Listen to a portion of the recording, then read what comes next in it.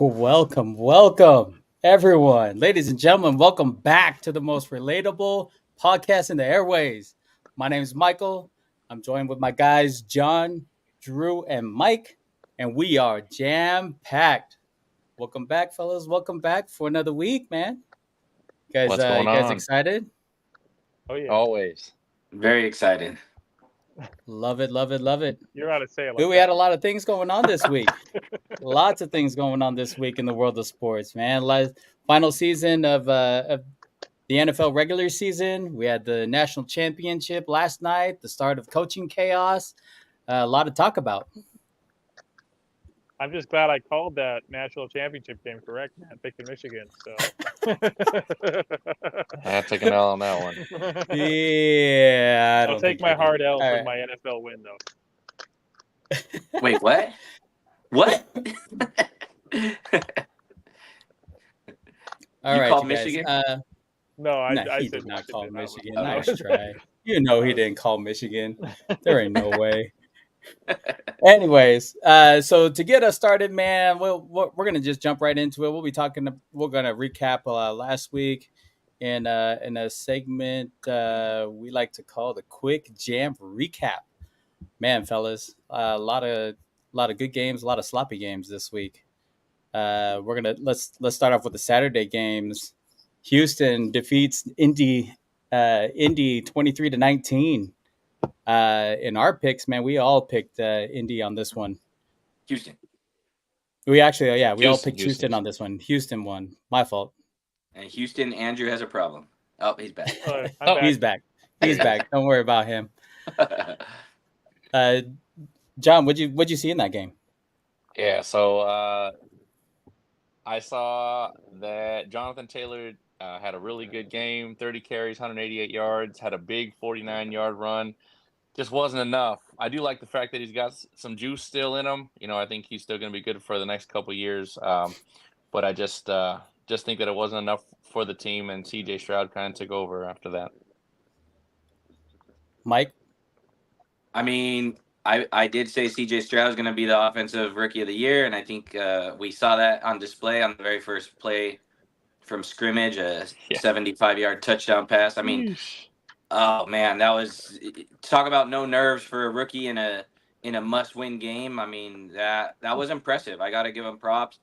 Indy just so close again. I don't know where they go from here. They got Richardson as their quarterback, and so maybe they got some future. But I mean, I don't know. I don't know that he could have done any better than what the backup was doing there. I mean, I don't know.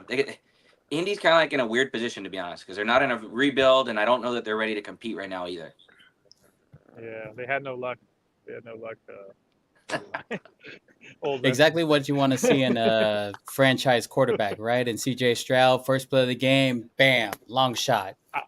Last couple minutes of the game, stays poised, boom, another shot. Like that's exactly what you want to see in a guy you want to invest in, right? So I think when I he was was talking this week to a guy who actually was one of the teachers of CJ. Oh, cool. And yeah, he was telling me that he's just a really good kid, really humble kid. He's just a good dude. So after hearing that, that made me want to root for him even more. And I was happy to hear that about him because sounds like he deserves the success he's going to be getting here in the future. I don't know if you watched some of his throws, but man, they seem effortless. I mean, one throw, he rolled out of the pocket and whipped that ball 40, 50 yards, and it didn't even look like there's any effort there. Real easy, real smooth. You definitely want that in a quarterback because when he's running around and he's struggling to have the capability of getting the ball downfield almost as easy as he makes it look. That's awesome. What's your Exactly. prediction for him, man? Where is he going? Long term, you think? Oh, I'm sure he's got a high ceiling, and if everybody is just as hype about him, and I'm sure Houston is, they're going to pay him out and try to keep him in Houston. There's no way you let a guy like that go. Yeah. Not at all. Special kid. CJ Stroud finishes just over 4,100 yards, 26 total touchdowns, and 5 interceptions. Man, that's third most yards by a rookie quarterback. Can anybody Wow. guess who the two above him were? Peyton. That was Nope. my guess. Nope. Dang. I know it wasn't Jamarcus Russell. Oh, low blow. Oh, definitely. The Raiders. I can't remember who number 2 give us was. a hint. I'm pretty sure Old or number 1 young? was Andrew Luck. Oh, yeah. Oh, I'm pretty okay. sure number 1 Hey, is that was Andrew my Luck. reference, guys. Okay. Indy had no luck, man. And I can't remember who number 2 is. Well, not only for did he whatever- do that, remember he missed 2 or 3 weeks too. So Right. Yeah, that's true. Right.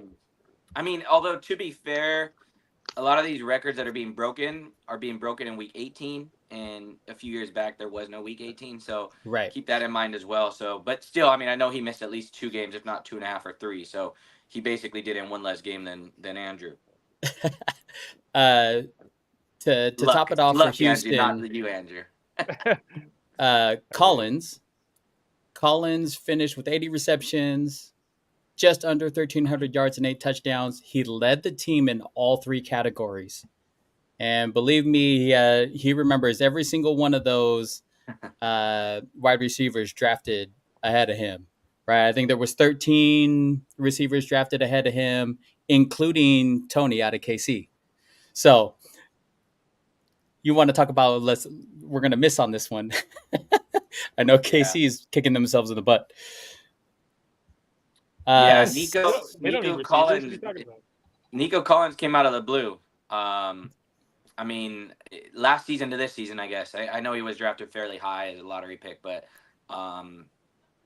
he's definitely, or first rounder, I guess I should say.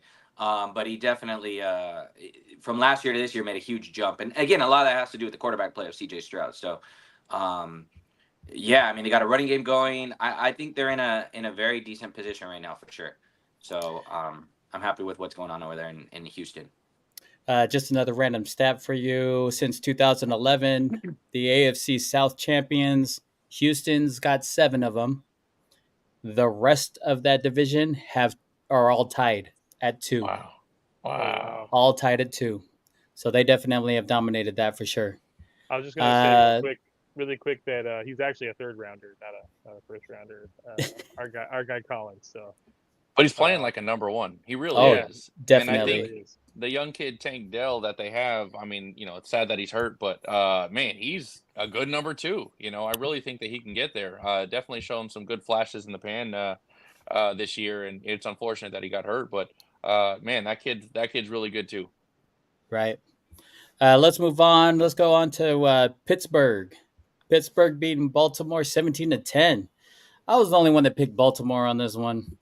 I'm not gonna lie to you. I was a little disappointed. Wait. Not only did I pick Houston winning, I believe I said they're gonna win that division, right? Yeah, you did. Yes, you did. Are we gonna come back to that, or do you want me? No. We're not talking about it. We're not worried about your picks this week. Don't worry about it. Well, no, I mean, because there's another division winner that I predicted. Yeah. Just want to make sure Andrew's aware he doesn't go backstage on that one. So, man, Pittsburgh. I mean, obviously, we're talking end of the season, right? So a lot of these games didn't really mean much. Pittsburgh is actually the first team with a winning record with negative point differentials in 3 seasons. Wow. 3 seasons. Negative point differential. Sounds like my fantasy team. I'm going to be honest with you. Oh my goodness. Right off the top, man, Pittsburgh just they look like Pittsburgh. They ran the ball. Najee Harris did amazing. He finished off with 112 yards and a touchdown. Mason Rudolph had 152 yards passing and a touchdown. Mike, what'd you like out of that game? So I liked Pittsburgh getting back to Pittsburgh roots. However, there's one thing I did not like, and that was seeing TJ Watt go down and potentially missing the playoff game. So again, if I'm a Pittsburgh fan, and I'm not, but I have a brother who is, like, it's kind of like the definition of mediocrity for me. Yes, they make the playoffs, and they're one of the 14 teams, top 14 in the league, I guess you could say. But really, like, they're not competing for a Super Bowl. I almost feel like they just need to go into either rebuild mode or go after some much larger pieces, because the names they have, I mean, they're not going to win a Super Bowl with Mason Rudolph at quarterback. They have a decent defense, but I just feel like they're stuck right in the middle. And yes, they made the playoffs, but I assume that's going to be a quick exit, a short-lived playoff berth. They go to Buffalo, and Buffalo's a double-digit favorite, I think, in that game. So without T.J. Watt, it's going to be hard. But I mean, I don't know. I'm impressed by Pittsburgh and the way they played. I didn't think they'd be here 3 weeks ago. But is it worth it? Is kind of, I guess, the point I want to make. Worst draft pick. I don't know. TJ Watt's already been ruled out. obviously. Pittsburgh already ruled out TJ for this next game, so that's gonna hurt him big time for sure. TJ's led the league now in 3 different seasons in sack totals. Never been done before. Definitely a monster on defense, a guy you don't want to miss. John, what'd you see? Yeah, I think I'll piggyback off of what Mike said too. Let's take a look at the receiving core. So Deontay Johnson, 4 receptions, 89 yards, he got a touchdown. Who's after that? So Allen Robinson, 1 target, no yards, right? Patty Fryermuth got 2 receptions for 21 yards. Did okay. He caught the 2 targets that was thrown to him, but that's it. Who else is left? There's Calvin Austin that you didn't hear anything from, no targets. So I get that they have Mason Rudolph, and he does have the arm to get the ball out. But if he's not throwing it out of the backfield to Jaylen Warren, there's not very many other well-rounded receivers that he can throw to. Yeah, to add to that, Mason Rudolph, three passing touchdowns this year, all of them over 60 yards. So he definitely can throw the deep ball, right? Sure. Drew, what you see? Besides you picking the winning team. Dang, Good job, I good job, Drew. I just love winning, Gotta talk about winning. All I do is win. I love it. Let's move on. Here we go. Cleveland, Cincinnati. Cincinnati dominated this game, 31-14. This is one I like to pick out. I know I didn't win the picks out of this week, and I'm just going to rub in this pick that I got going on right now. I picked Cincy to win this game, knowing that they was going to run the ball and that I'm sure Browning wants to get a starting job somewhere, right? He's got to be a top 32 quarterback in the league. He's doing all right for himself. But he's backing up a guy who's in at least the top 10, right? Top 5, even. Yeah. Hard to argue that. He Mixon ran for 111 yards and a touchdown, and then Browning threw for 156 and 3 TDs. Drew, you happen to catch that game? No, I stopped watching after I saw me getting blown out like that. But At least you're honest. when you pick the games, you get mad about them. You start getting upset watching. I love it. Mike? Yeah, I mean, yes, you were right, Mike, on this one, but I mean, it wasn't really the Cleveland Browns. It was like the Cleveland Browns from like 10 years ago that were playing. So, Flacco sat, rightfully so. They had the playoffs locked up. Myles Garrett didn't play. Half their defense guys didn't play. Their wide receivers, I think, are all in concussion protocol, so they didn't play. That was public information.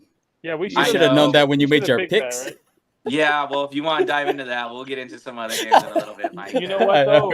I was down on Cincinnati. They're sitting Joe Burrow. I mean, Burrow's not playing. Like, where's Jamar Chase? Like these guys, they're not playing either. So I went with the Browns bench and got it wrong. Every Although team in the AFC, there may be the new Taylor Swift in the stands. I don't know if you saw, but Browning's girlfriend was getting highlighted all day on Twitter and everywhere else the last couple of days. So absolutely ridiculous. Every AFC North team ended the season above 500. Man, that's the first time it's been done since 1935, back when it was the NFL West. Wow, Long record to break, man. That's impressive. incredible. It is impressive, And it'd be interesting to see where the Bengals would be with Burrow the last few weeks too. Right. Yeah. Right. Definitely. Definitely think they get a couple more wins out of that. Yeah. Let's see here. Let's move on to Detroit. Detroit beats Minnesota 30-20. Goff had 320 and 2 touchdowns. Mullen didn't do too shabby for Minnesota. 396, 2 touchdowns and 2 picks. John, what'd you see out of that game? So I have Jared Goff as my fantasy quarterback. And so I felt like he picked it right back up where he left off. I didn't do well in fantasy after a while, but I think he had some good fantasy numbers, right? So I think you called it out. 320, 2 touchdowns. I think he was throwing at least 10 yards per throw. I think he did very well. Montgomery and Gibbs kind of disappointed me. I think getting 70 yards out of 2 of the horses that you have in the backfield, I think you really hope you can run so you can do some play action and stuff like that. And thank goodness Jared Goff has the arm. Again, disappointed in the rushing, but his receivers did well. Amon-Ra St. Brown crushed it. I don't want to take the stats from everybody else, but I think receiving had a good game, and I think that they're very formidable for the playoffs. So something to watch out for. Mike? Yeah, I felt really bad to see Laporta go down. Him hurting his knee was just an ugly thing in essentially a game that didn't matter all that much to them. I don't know. I that was terrible to see. I mean, I think he set the reception record for rookies as a tight end. So I mean, that was good, but I hated to see him get injured like that. And luckily, he was able to walk off under his own power, or limp off, I guess I should say. I don't know the status of him for Sunday, but yeah, definitely that was sad to see. All the stuff John mentioned. Lions got a good team. Actually, they said, yeah. I think I also heard that they play the Rams this week for the wild card. So that's got some interesting storylines. And Stafford going back to Detroit, Goff playing against his old team in the Rams. But I heard that those wild card tickets are going to be the highest average price wild card ticket in the history of the NFL. So the Lions fans been waiting a while for this. They needed Aaron Rodgers to leave to go ahead and get themselves a division. That happened, and good on them. The expectations for them were very high this year, and for a team that normally isn't that good, they've lived up to them, and good on them. Yeah, no kidding. You're absolutely correct. Laporta, most receptions by a rookie tight end with 82. League's going to be talking about maybe penalizing those hip drop tackles, right? Wrapping them up. A lot of injuries been happening, especially knee injuries have been happening because of those hip drop tackles. And I wouldn't be surprised if it was a point of emphasis within the next year or two, especially if it's come down to some of their major stars getting injured because of it. Let's move on to Jacksonville and Tennessee. Man, this was a weird game. Tennessee beats Jacksonville 28-20. Trevor Lawrence threw for 280 and 2 touchdowns. It was nice to see Derrick Henry going off on another 153 yards and a touchdown.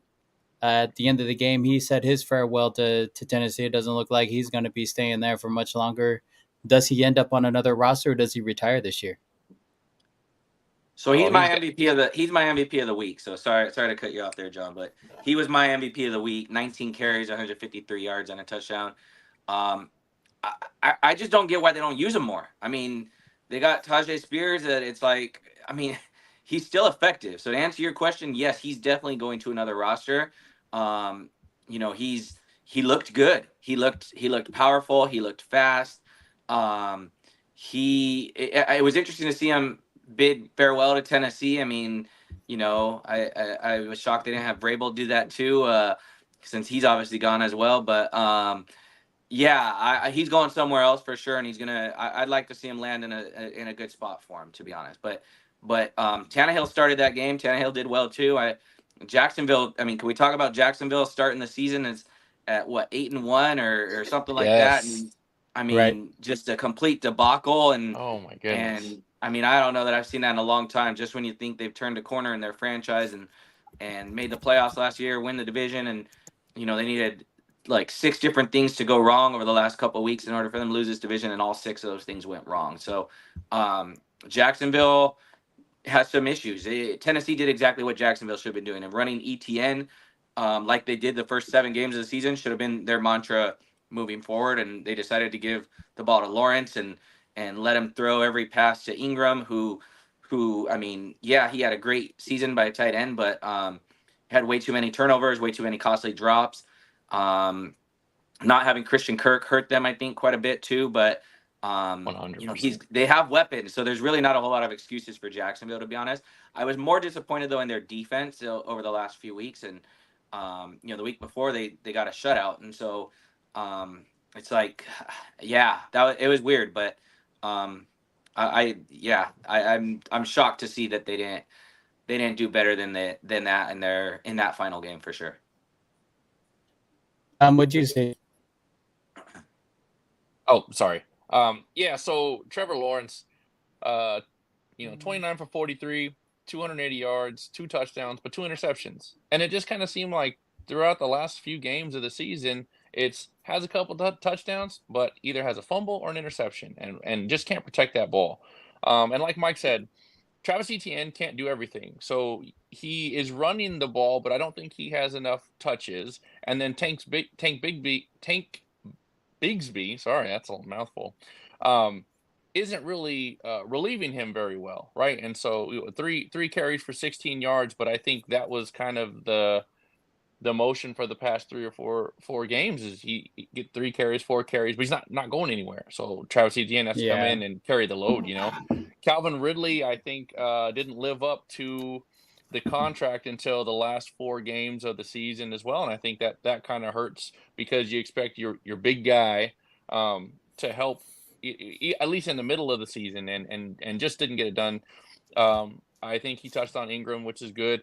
Zay Jones did okay, 6 catches for 47 yards. He averaged 7.6 yards per catch. That's great, but wasn't consistent throughout the year. I think if I had to sum this up, I would say Jags need some real consistency going into next year. And to throw my 2 cents on where Derrick Henry should go, I think he'd be a really good fit for the Cowboys. He's like a bigger, stronger Ezekiel Elliott, and I think that's what they need because I don't think Tony Pollard's the answer. Ooh, Derrick Henry on the I hope Cowboys. not. Yeah, I agree. that'd be scary. I think it's a good fit. That's a good fit. It is. You're right. Definitely scary for sure. Before we move on to the next game, man, shout out to JC. JC, we see you, man. JC, we love you, bro. Let's move on to the next game. We got another sloppy game in the Jets versus New England. Jets win 17-3. I mean, another snow game, right? Another snow game. New England has failed to score a TD in 5 games this season. This is just wild. Absolutely wild. Jets came off, haul through for 178 yards and a touchdown. Or Breece Hall ran for 178 yards and a touchdown. New England was held to 2.1 yards per play. That's pretty bad. Belichick is out, right? Got to be out.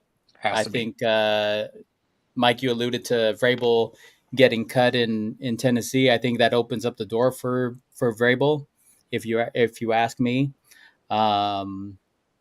and gives Belichick an out, or at least gives New England an out for not trading him. Or maybe they do trade him and get some assets out of it, knowing they're going to hire Vrabel. Who knows? But sloppy game. Yeah, I'll tell you what. Next year, if I get the number 1 pick, I may be going after Breece Hall. Dude's a stud, and he's the only bright light on a Jets team that hasn't had bright lights in a while, and hopefully Aaron Rodgers next year can play, which will just open up the lanes that much more for Breece Hall. So he's definitely a stud. I think him being healthy this year is a big emphasis too. Healthy for I don't even know if he missed any games. He might have missed 1 or 2, but I think he was healthy for the whole year, so that's good. He missed some games. I had him in fantasy. Oh, okay. It was terrible that they kept calling pass plays for freaking what's the BYU kid's name? Zach Wilson. Zach Wilson, yeah. Wilson, yes. I was so mad. Just give it to Hall, please give it to Hall. I have Hall, give it to Hall. Well, it's hard. It was hard for him to run against an 8-man box all the time, knowing Wilson's not going to beat you with his arm. Oh, come on! Ask Adrian Peterson. Ask Barry Sanders. People load the box. Yeah. Knowing you still got to be able to execute, right? Yeah, but they had receivers in those teams when they were playing well. I mean, or a quarterback, I guess I should say. Zach Wilson, getting benched 2 or 3 times in the same season isn't really scaring any secondaries, right? My question for you guys: does this season and how this season ended put a little heat under Saleh? Oh, a lot of heat. I think it's. I mean, right now his record is 18-33 with the Jets. Is he out? Do they keep him? I mean, he's got his side of the ball, right? Like throughout the season, he's had a top 5 defense. Mike, you want to answer that first? Or you want me to? So, you go for it. I'll piggyback off you this time. All right. So here's the dream scenario. Okay. I can't remember who's going to interview Steve Wilks. Chargers. So Steve Wilks go to the Chargers. We get some sort of draft pick for that. The Jets fire Saleh, and we get him back as a defensive coordinator, and we are set. I would definitely be happy with that. That would be awesome. So, yeah. Okay. No, go for it. Well, I mean, that's a dream scenario, right? But I think in reality, I think they keep him for one more season, but some things have to go his way, and that means Aaron Rodgers' health. That means they got to scheme a lot better from an offensive perspective, because I do think their defense can hold their own. I do think they can get one more year under their belt and do well there, but they need to score some points. They need to show that they're the strong, Jets that the powerhouse they've been building, right? If Aaron Rodgers has all the guys that he's asked for in life, then they need to make something happen now, because basically he's gotten everything he wants. Obviously he's got to stay healthy, but yeah, I think everything's riding on the line, and that seat's pretty hot in my eyes. Oof. Go ahead, Mike. All right, so not to burst your dreams, John, but my gut tells me that Wilks getting interviewed for the Chargers is the Rooney Rule, and so I don't know if it's just a formality that you have to hire so many minority or interview with so many minority coaches prior to hiring a coach. 2, I believe that's 2, right, Mike? So unfortunately, I think my guess is Harbaugh is going to the Chargers. Okay. And I think Wilks is just a product of that Rooney Rule. I do think they'll give Salah another season. Does he deserve another season? Is another question. I mean, lots of teams have injuries, and they basically gave him a pass this year for the entire season. My issue was, even with the defense, like we talked about last week, they gave up 33 points to the last couple of weeks. Like, they gave up a bunch of points. I don't even remember who it was to, but and I even called it out on the podcast and said, I thought the Jets defense was good. So inconsistent is the last few weeks of the season. Does he deserve a pass? Maybe. I mean, it's his 3rd season in the NFL. So, but yeah, I mean, it's a league where you're firing coaches that, I mean, Sirianni's on the hot seat after, going to Super Bowl last year, making the playoffs this year. And so at some point, how much losing can you take? I don't care if it's year 3, and I don't care if it's injuries. I mean, excuses are excuses, and the NFL is very quick to get rid of people.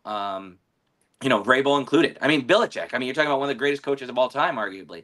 And they're talking about getting rid of him because he hasn't found the next Tom Brady to help him out. So, I mean, I'm just saying, like, the NFL, it's a tough gig to be a coach. It's funny because the players don't perform, no big deal, but the coaches, don't perform and they're gone, right? And that's just the way it is in that league, right? I mean, it is what it is. So, I don't think that being said, I don't think he's fired. I think they do give him one more year. I personally, I would have him out. I think just too much losing. You got to change the culture at this point, and bringing in Rodgers was the right move. And yeah, he got injured, but this whole flip flopping on quarterback thing, that doesn't set a good precedent. Yeah. Stick with your guy. Say, this is my guy. He never backed him, and then he did back him, right? What's that, Andrew? Right.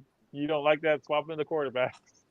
I don't. I mean, not mid game, especially, even though it was the right move long term. But I mean, I just think he needs some consistency. Like what do he never formally backed the guy, and I think that's wrong. And if you're you're talking about a kid, is Zach Wilson, who's in his second, third season, and dude's never gonna play again. I mean, you got pieces. You brought in Dalvin Cook, you don't even play the guy, right? Breece Hall's there, and you're not using him enough. So you have Garrett Wilson on the outside. I mean, stud receiver, and you're just not drawing up plays to get them the ball. And I understand that Salah's not an offensive-minded coach, but you need some offense in today's NFL. So isn't Nathaniel Hackett over there now? Isn't he the OC, the dude that was getting a bunch of flack in Denver?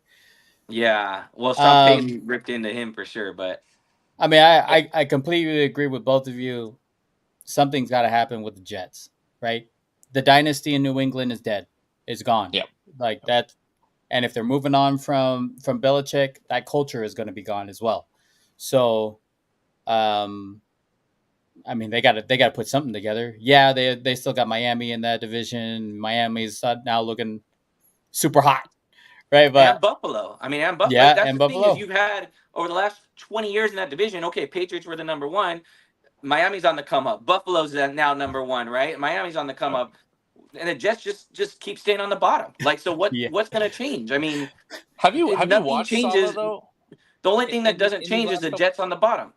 Right. Have you watched them? Really just look at him when he's on TV. He does not look happy. No, he doesn't. He just looks miserable.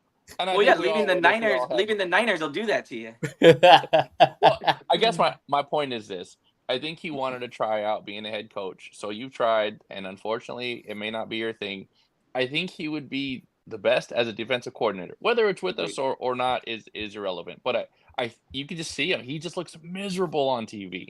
So poor guy. I feel for him, obviously, because he was a Niner guy. But that's he's hot. Moving on, let's move on to the next very controversial ending to this game. Saints end up beating the Falcons 48-17. Man, a lot of questioning going on about running up the score. How much is too much? What do you do in that situation? Do you guys catch that game? Everybody caught that game? Yeah. Score is 41. 40, was it 41 or 42? 41 at the time. 41. 41-17. They get a pick, gets ran all the way to the 1 yard line, and head coach says, "All right, victory formation." They get into the huddle. Jameis Winston says, "Nah, we ain't gonna do it like this. We need to get my boy a touchdown. He hasn't had one all season. We love this dude. Let's go get him a touchdown." You still line up in victory formation, which means the defense is like, all right, cool. They're just going to run out the clock. And then you drive off the ball. So Terrible. I read that it could have been Jimmy Graham, and I would have felt better if it was him ending his career with the touchdown carry. Yeah. I thought that would have been cool. I agree with that. My issue with the whole thing is, number one, it's not the coach's fault. I mean, he called a kneel down, and the players. I mean, I don't know if you fire the coach simply because he doesn't have the players on his side. I mean, that to me is what that speaks. Number two, I mean, that's messed up. If you're gonna run a play, so I'm all about a team. I'm all about a team. Hey, if you can't stop them, that's on you, right? But that wasn't what this was. This was a trick. This was a perfect game, bottom of the ninth, 2 outs. and a guy laying down a bunt to get safely, right? When the score is 10-0. Like you're just trying to pour salt in a wound, and that's messed up. Like, if you want him to get a touchdown, fine. Line up in the I formation, let him get his touchdown. Right. I felt that was wrong. I felt that was wrong. I would have been completely okay with them lining up in an I formation, giving the defense a chance. Because if it were the other way around, let's say they're going to clock it and defense drove off the ball and hurt a quarterback or whatever, offense would have been pissed. Right? Offense would have been livid. Now, here was my other argument. All right, I'm in the game. Team's up. I got my second string in. He's not even my starting quarterback. And my second string quarterback decides, no, we're not doing it like this. Oh, man, I would have been so hot as a coach. Yeah, Jameis may have played his last game with the Saints.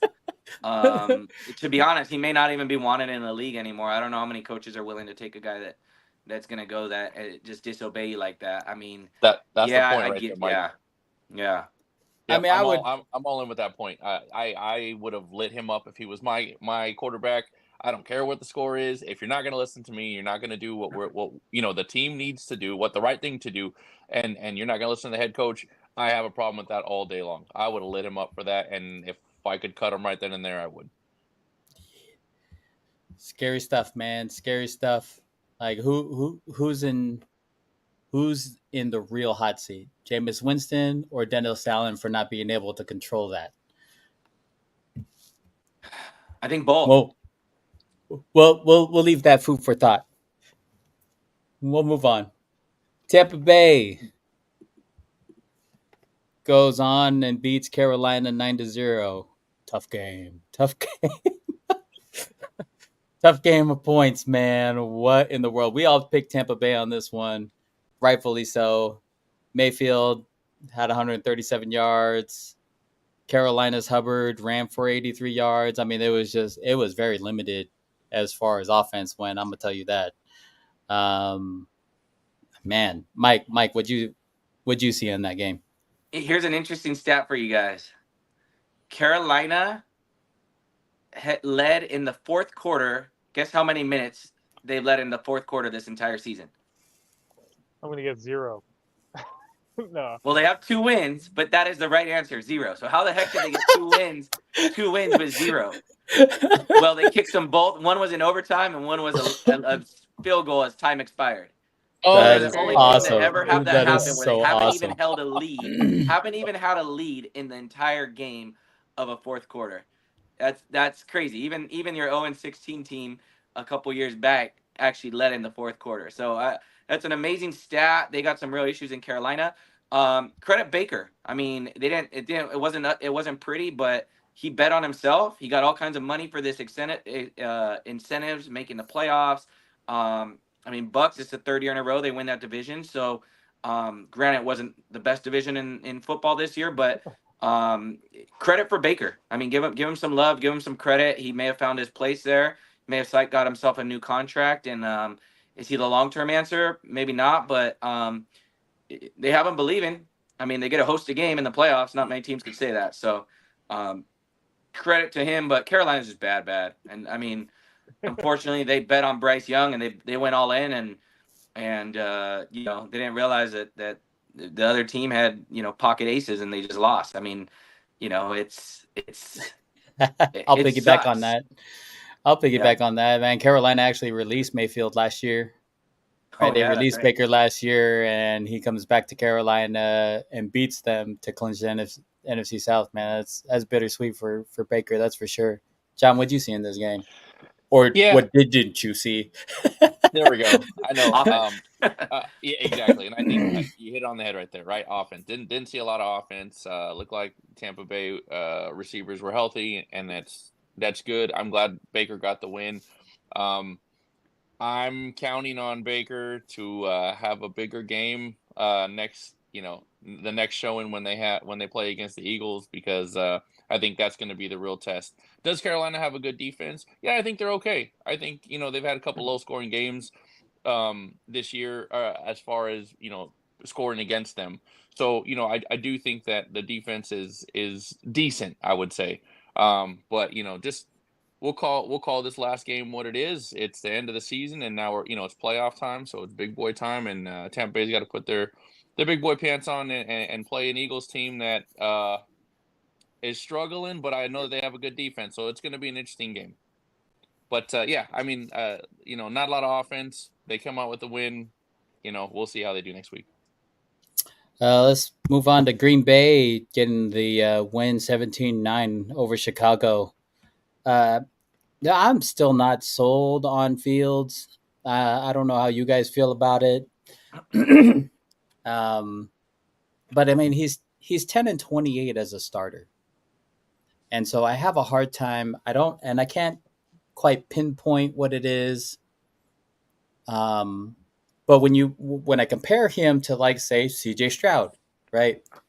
When I watched that game, he's completely overthrowing screen balls, right? A lot of the stuff looks rushed. He had to work on his mechanics. Like, is he your franchise quarterback there in Chicago? Boom, I want this one. Go ahead. You get it All first. right, I've been waiting for this one. So I got a buddy who's a good Bears fan. And even in this good run that the Bears have had over the last 6 weeks, interesting stat, Justin Fields has thrown for 5 touchdowns during that time.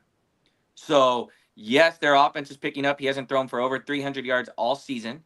Granted, he gets a lot with his legs. But at the end of the day, he's 2 years away from a new contract. And if you're the Bears, you got the number 1 pick. Honestly, you just pick up Caleb Williams. You let him go. You ship him off to someone, get a couple draft picks in the haul. Maybe you bring in Russell Wilson. Maybe bring in Ryan Tannehill.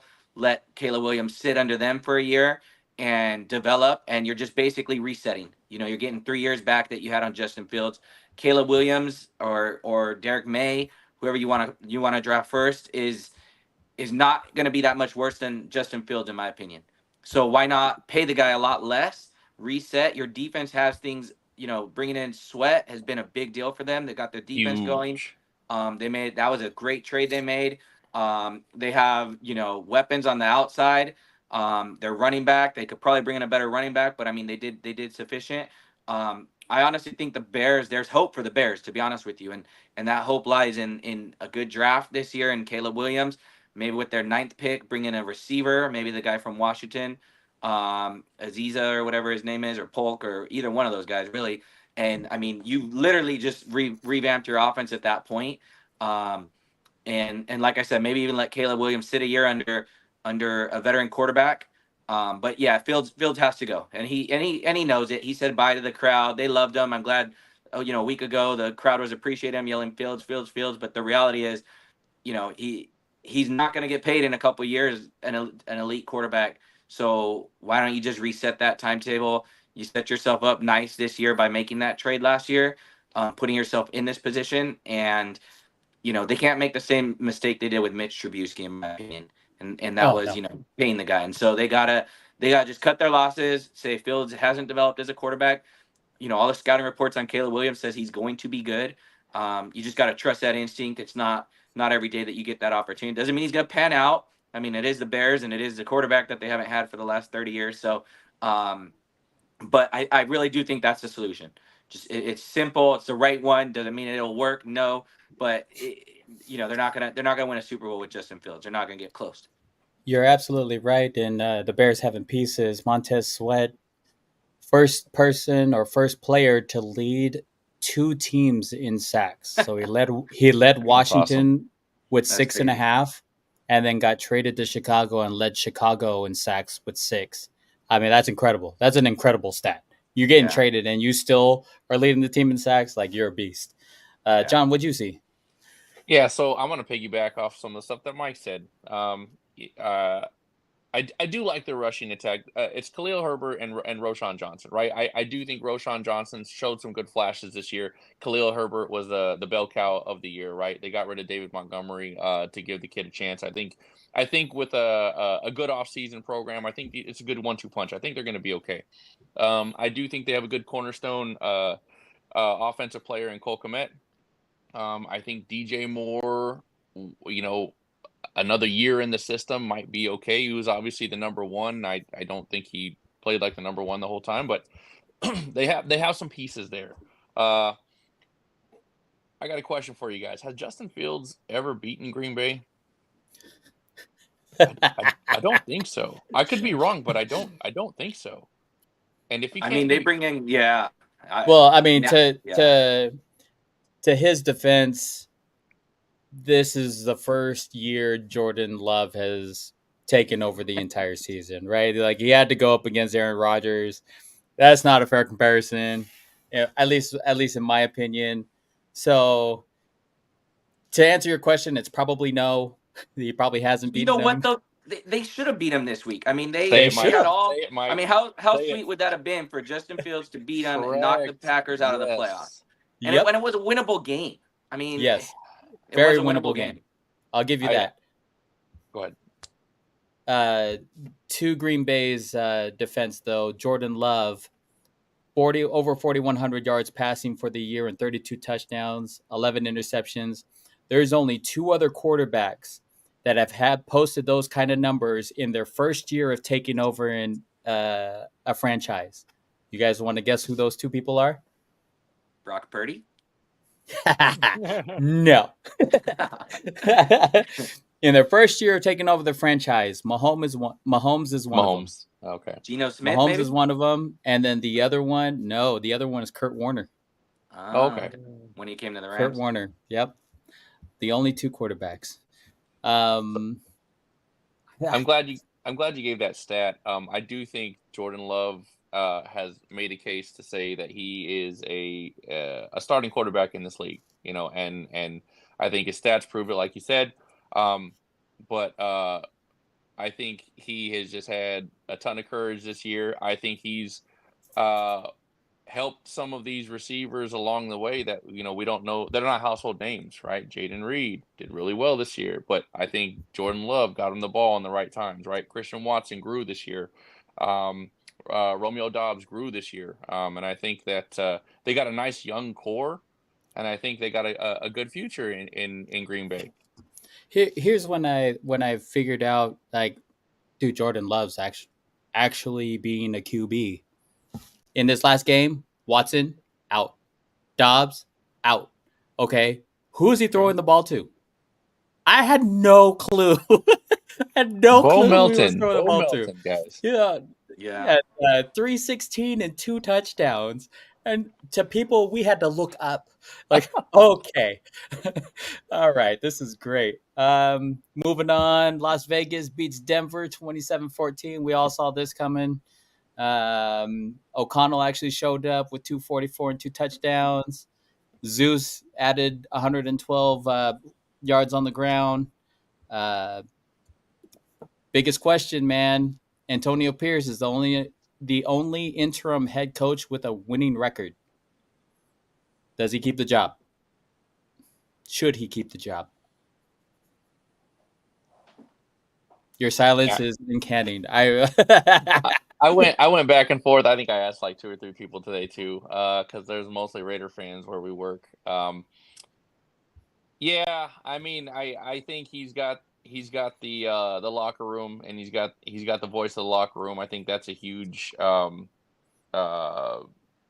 kind of stance for him. You know, I think if you put somebody else there, I think that's going to be really hard to rebuild. Can it be done? Yes, of course, but I think it'd be hard to rebuild. What do you think, Mike? So I think if Harbaugh comes in, it's Harbaugh's job. Rightfully so, probably not. I think Pierce deserves it. I think the Raiders like him, but if you could bring in Harbaugh, I think you got to go that route. I mean, Harbaugh's a winner. Everywhere he's been, he's won. And so, you know, how do you, if you're a franchise like the Raiders, how do you not bring in someone who has that track record versus someone who's hot right now? So that being said, it's got to be one of those two guys. I can't see them. Well, I could because it's the Raiders. I could see them messing that up. But it should be one of those two guys. It should be either Harbaugh or Pierce, in my opinion. No doubt about it. Just for reference, Carolina also had an interim head coach who went 1-5 at the very end. Chargers also with the interim head coach went 0-3. Antonio Pierce, in the 4 games that they've lost, he lost to Minnesota by 3, Indianapolis by 3, Dolphins by 7, and then in game versus KC, I think he got blown up by 15 or so, something like that.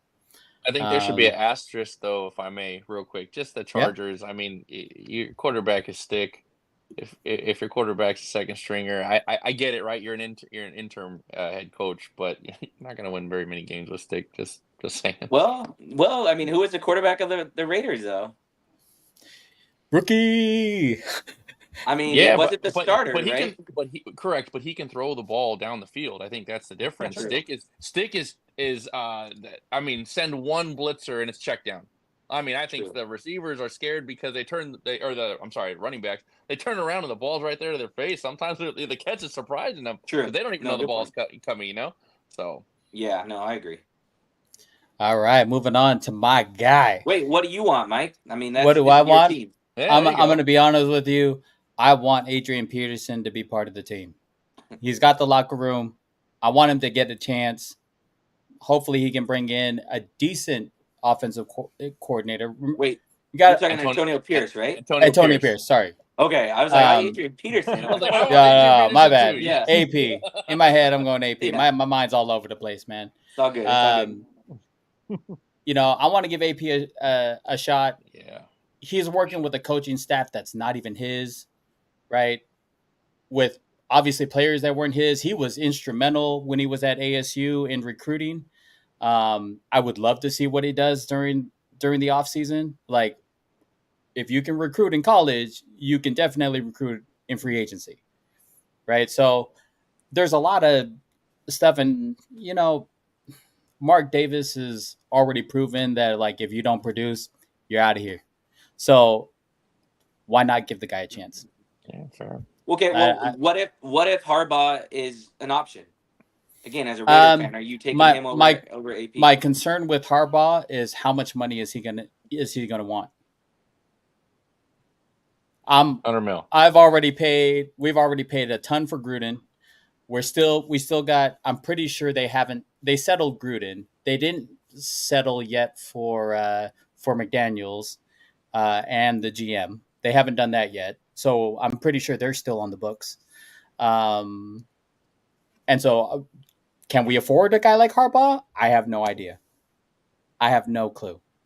If money wasn't an option, though, if money was not a concern, if money wasn't an option, and if AP didn't already have that locker room playing the way they're playing, I mean, mind you, the Raiders' defense have been terrible for decades.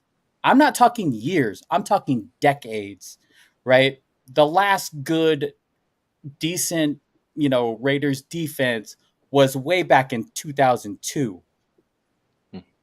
That's a long time to have a terrible defense. And mind you, that's not like they don't trade for people like, we want this piece, we want this piece, we want this piece. They just go ahead, Drew. I was going to say, even that year, though, they were actually the number one offense. They weren't even known for their defense that year. I mean, they went up against Tampa Bay, right? Wasn't that Gannon? Yes. Rich Gannon? Yeah, Gannon was the quarterback. It was Gannon. And the whole, really, the offensive line is what was...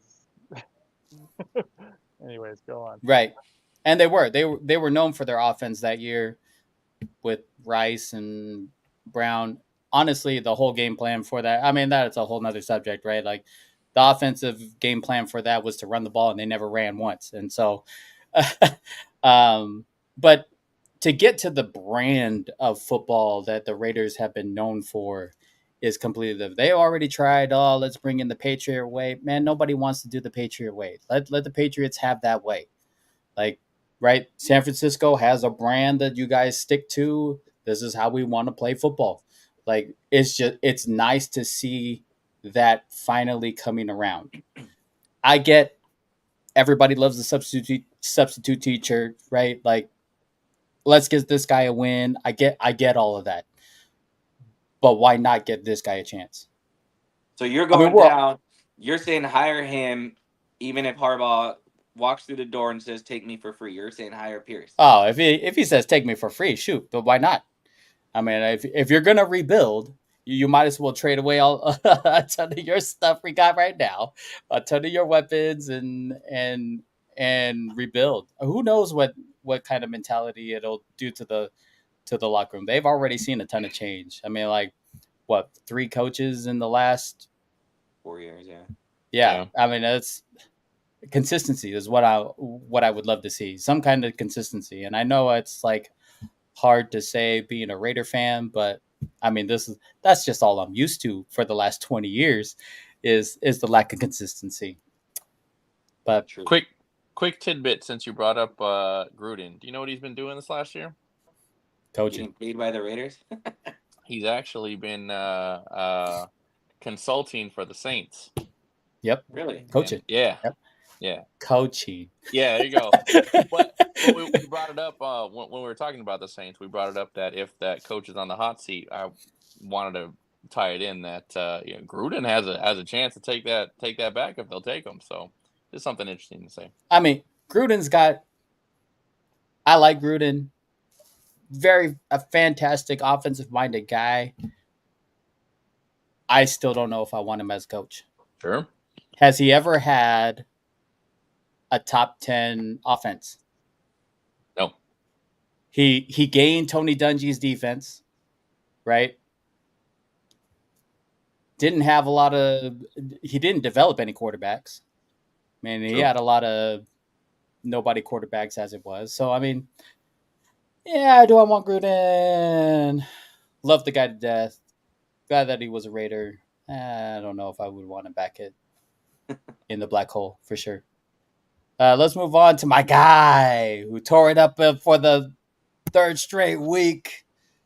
Tyrod Taylor. And the Giants defeating Philadelphia 27-10. Tyrod with another 297 and a TD. Oh, Philly. Where's Oscar at? Oscar, you probably aren't watching right now, are you? If you're on, my guy, I'm sorry. I'm the only person that picked the Giants this week. After starting 1-10, man, Philadelphia finished the season 1-5. That is 1 win since Thanksgiving. 1 win since Thanksgiving. I'm a Raider fan. I understand the struggles, my guy. Oh, Oscar. Welcome to the stream, man. Welcome to the stream. You're right on time, man. Just talking about Philadelphia. Hope you're doing well. Glad to see you're still alive after that first half shellacking. Mike, what did you see in this game? I saw AJ Brown get injured, and I don't know why he was even playing. Agreed. Again, especially after you watch his first game with Detroit and seeing Laporta get injured, and how do you play him on the turf that's known for injuring people when really you're not going to win that division? Yeah, I know they were playing for the opportunity to win that division, but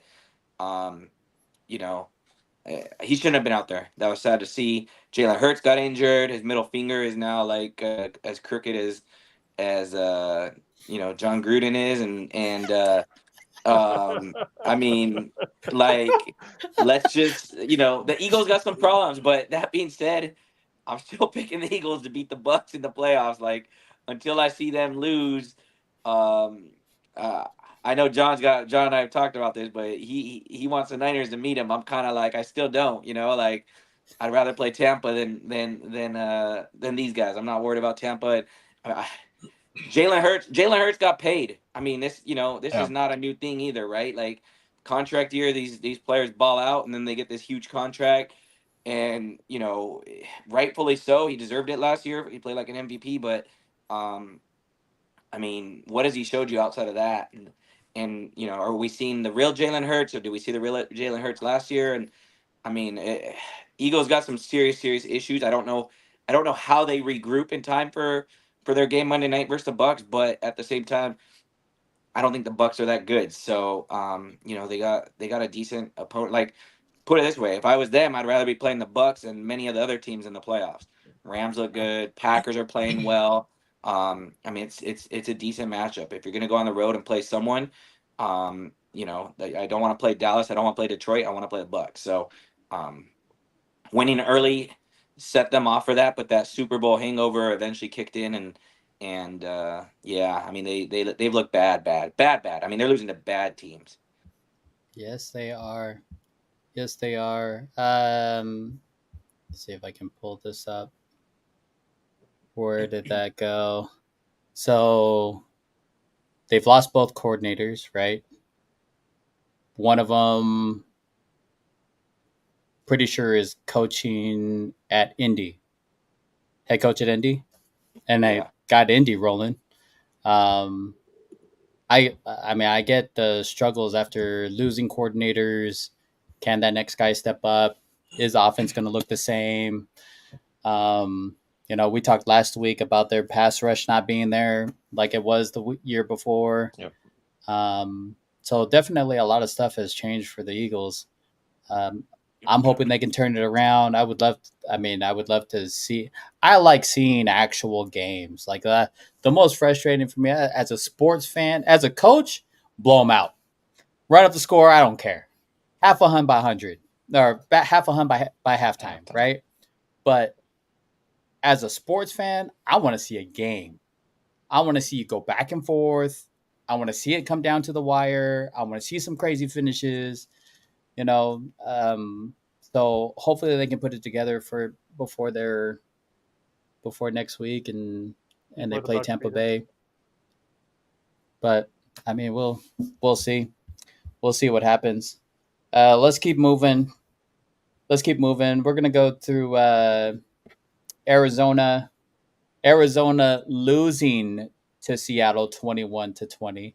And I only say it like that because Arizona missed a 43-yard field goal with just under 3 minutes to go, and then a 51-yard field goal with 1 second left.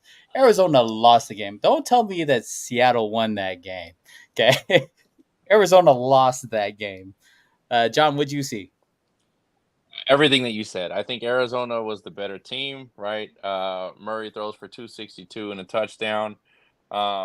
James Conner, what was that? 27 carries for 150 yards and a touchdown. Mike Wilson doing his thing for just under 100 yards. Like Arizona did very well, and their special teams let them down. There's nothing more to say to that for me. True, Mike. I mean, are we gonna have Matt Prater as the next Calvin Ridley? He had to have taken under 4.5 wins, right? Vegas instilled Arizona's over under at 4.5, and you're talking about one of the best kickers of all time, who has an NFL record kick, can't make a kick in an indoor stadium from 51 yards to win the game. He had to bet on him to take the under. He's betting on his own team to lose. That's what I gotta say about that. Man. That's so funny. Not willing Yeah. to. Also, there was a play during that game. Arizona lined up for the field goal, right? Prater then runs out to receiver. They hike the ball, throw it to the end zone. They end up getting a touchdown. Now a play like that, you're giving the defense, you got a chance to line up. Now we're calling audible on the play. We're no longer in a victory formation or field goal formation. You have a chance to then adjust and throw that, and we still get a touchdown. I'm okay with that. That Yep. whole victory from the 1 yard line. We're still gonna rush it, man. Doesn't sit right with me. Let's see. Kansas City, 13-12 over the Chargers. We all picked Kansas City thinking Mahomes was going to play. He obviously sat out. What shocked me, though, Kelsey was also out. He only needed 16 yards to have 8 straight 1,000-yard seasons. Never done by a tight end, but they sat him out anyways. As a coach, do you get him his 16 yards? Yes. I didn't What do you think think, twice Drew? about it. I didn't hesitate. Yes. Yep. John says yes. Drew, what do you think? You're a coach. Your guy needs 16 yards to get his 8th straight 1,000-yard season. Do you let him play? I mean, I think you talk to the player. If he really wants it, I think you go for it. And why wouldn't you? You know, I mean, I get there's a possibility of injury, but leave him out there for a few plays, pick up a few, the 16 yards, and then call it a day. He'll pick that up in one catch. Yeah, that is true. Have him run out of bounds. I don't know. They had Gabbert playing, threw for 154 and an interception. Stick played for the Chargers, 2 for 258. Chris Jones got paid.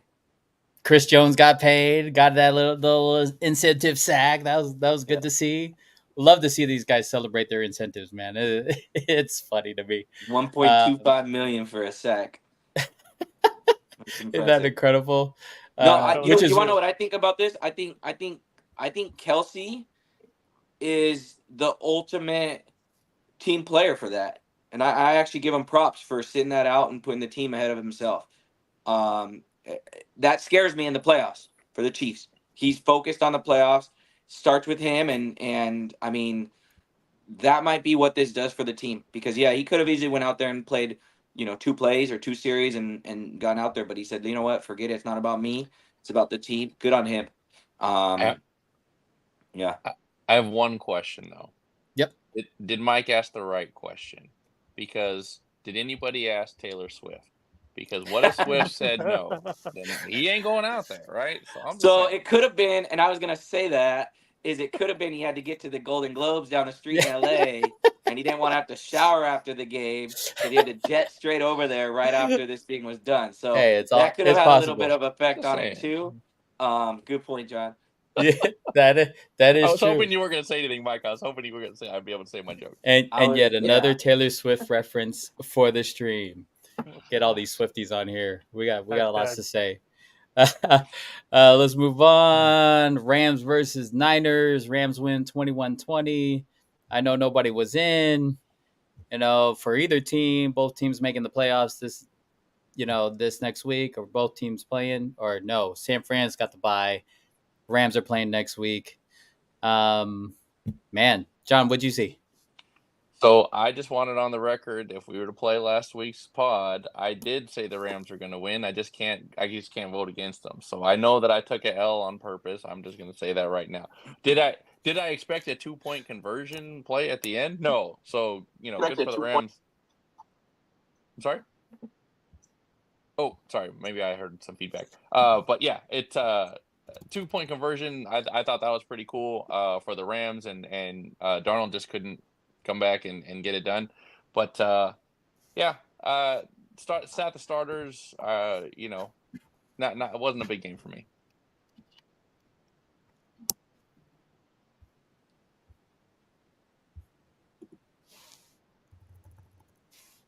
Go ahead, Mike. Yeah. I wanted the Niners to win that game. I thought Ray McCloud should have caught that ball, kicked the game-winning field goal, and that was going to be our win. But it's all right. We'll get that loss out of the way. Sure. Leave Rams fans happy. Yeah, they're playing well right now, but they haven't really beat anyone good in the last few weeks. And I say that with even this B squad of the Niners. Good for Carson Wentz. Good to see him get back out there and get a win. But that's another team that went out and did the opposite of what Kelce did and went for the record for Puka Nacua. So they put him out there, let him get his catch, and took him out after that. And so, there's teams that chase records. There's players that chase records.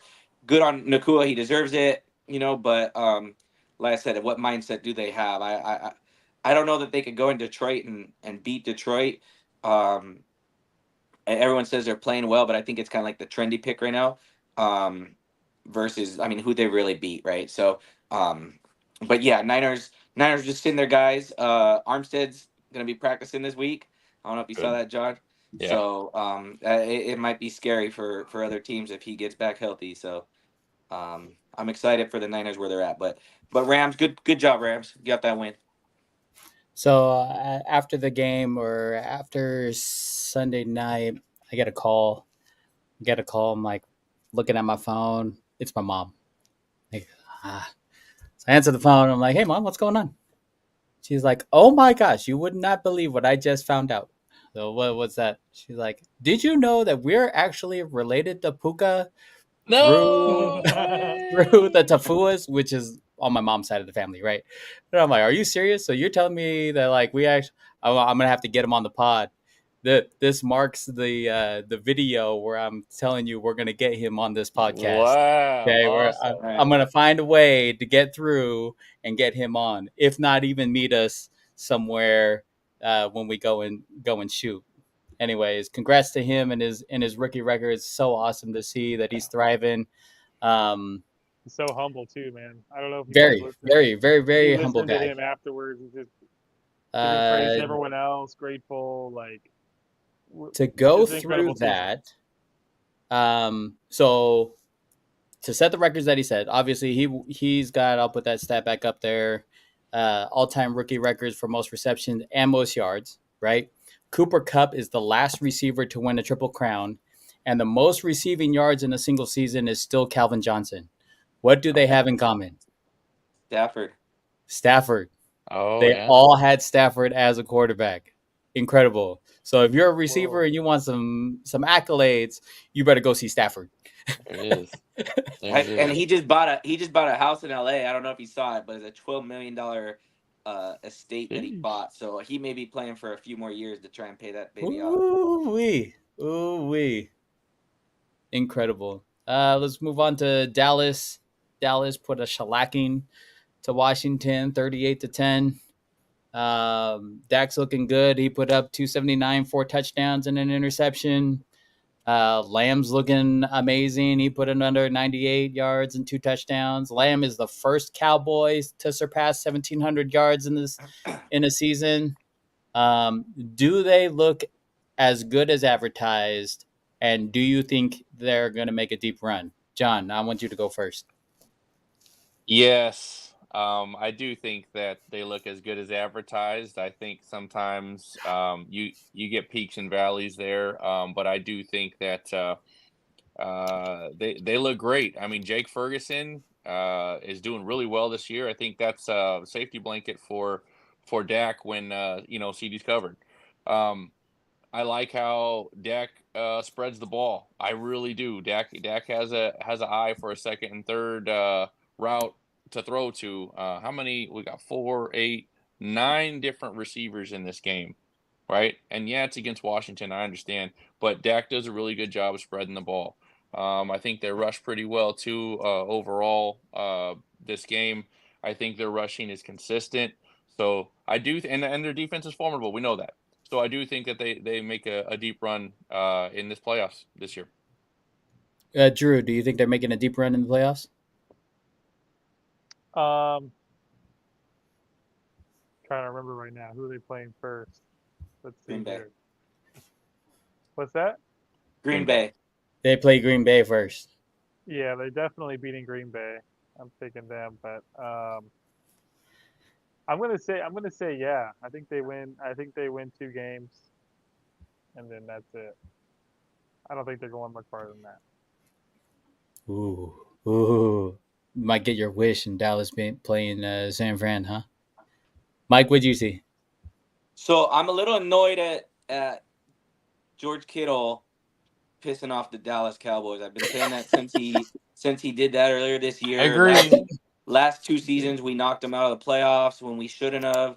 I feel like they are out for revenge, and they may get their shot. And honestly, it worries me as a Niner fan. It worries me. I mean, the fact that they don't have to go on the road. If you would ask me 3 weeks ago this question, I would have said no because they can't win on the road. They don't have to. They just need to beat the Niners now on the road. And so, and to be honest, I was not happy to see them get their running game going as a Niner fan this last game. That being said, remember they still beat a bad team, right? And that's what they've done all season. So they've only beat 2 teams with a winning record over the last several weeks, and on the road they've been bad. And so they will. The Super Bowl still runs through San Fran. They will have to go to Santa Clara to play them on the road versus a good team. But again, they'll have a lot of motivation for that game, and the Niners kind of stirred that pot a little more than my liking at this point in the season because I could see them getting to the NFC Championship game without a doubt. I could also see them losing to the Lions, but I could see them getting to the NFC Championship game. Yeah. But if they don't, they lose it, then McCarthy needs to go. Yes. Yeah. Oh, definitely. I think McCarthy's definitely on the hot seat if they lose. If they just completely crap the bed, yeah, definitely McCarthy's in the hot seat for sure. How about that storyline too? McCarthy versus his old team, the Packers. Yes. Oh, we'll get to that once we finish. Let's finish out this last game Yeah. that Mike actually called out. Buffalo defeating Miami in the season finale to clinch the AFC East, their fourth Yeah, Mike. straight AFC East title. Won't matter. Buffalo or Josh Allen leads the league with 44 passing touchdowns. Is he's looking like he's in the MVP run-in. He threw for 359 and 2 touchdowns, 2 interceptions. Really, the only offense. He leads the league in interceptions too, though. Yes, he does. Yes, he Yeah, does. I mean, come on now. Brett Favre has the record, right? Or had the record for. Yeah, but I don't know. Josh Allen's are bad. Like, you can't be throwing an interception on 3rd and goal from the 7-yard line. You can't be throwing an interception on 4th and 2 from the 30. I mean, his are bad. And honestly, the reason they've been winning the last few weeks, they changed their offensive coordinator and they've gone more to the ground. Josh Allen is a gunslinger, and I don't know if they could win with him slinging the ball, especially in Buffalo at this time of year when it's going to be very cold, probably snowing. I think the key to them winning is definitely the ground game. And unless even the game where they won, I don't remember who it was, but he threw for 79 yards and they destroyed their opponent. He was complaining after the game that he didn't throw enough. And I'm like, man, like, is that just who this guy is? Like, Yeah. Does he need to sling the ball all the time? Yes, we know he can make every throw. And yes, when it gets through everyone, it's amazing. But you don't need it every single time. Yeah. And until he learns that, I don't know that Buffalo can beat Baltimore. And I actually think Buffalo will beat Baltimore. But it needs to come from the run game. It can't come from Josh Allen, in my opinion. This is going to be actually my shout out to you and Drew for top picks of this week, and we're going to make that quick. That's about it. That's all we're going to say about that. Well, I called 2 division winners too, so 2 division winners should and then and we're gonna Congratulations. Yeah.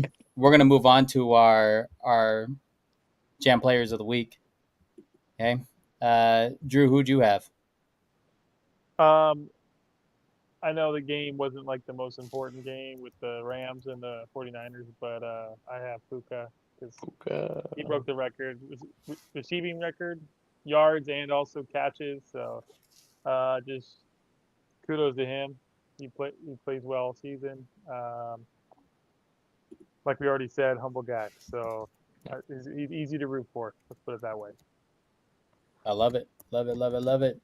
Definitely a worthy candidate for sure. John, who'd you pick for your Jam Player of the Week? My Jam Player of the Week is the Offensive Player of the Year candidate leader, C.J. Stroud. 20 for 26, 264 in yards, 2 touchdowns, passer rating of 134.1. Nice, Mike. So I got my boy Derrick Henry, 19 carries, 159 yards, and a touchdown. Saying bye to a franchise that he's pretty much defined for the last 9 years. So I hope to see more from him, but I was impressed in a game that eliminated the Jacksonville Jaguars from winning that division.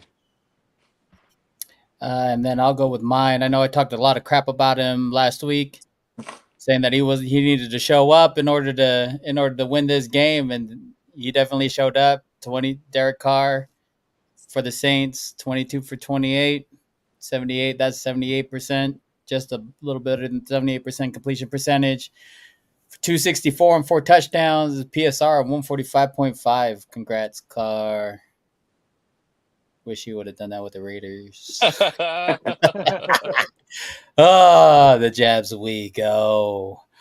All right, fellas. Well, that wraps up last week's games.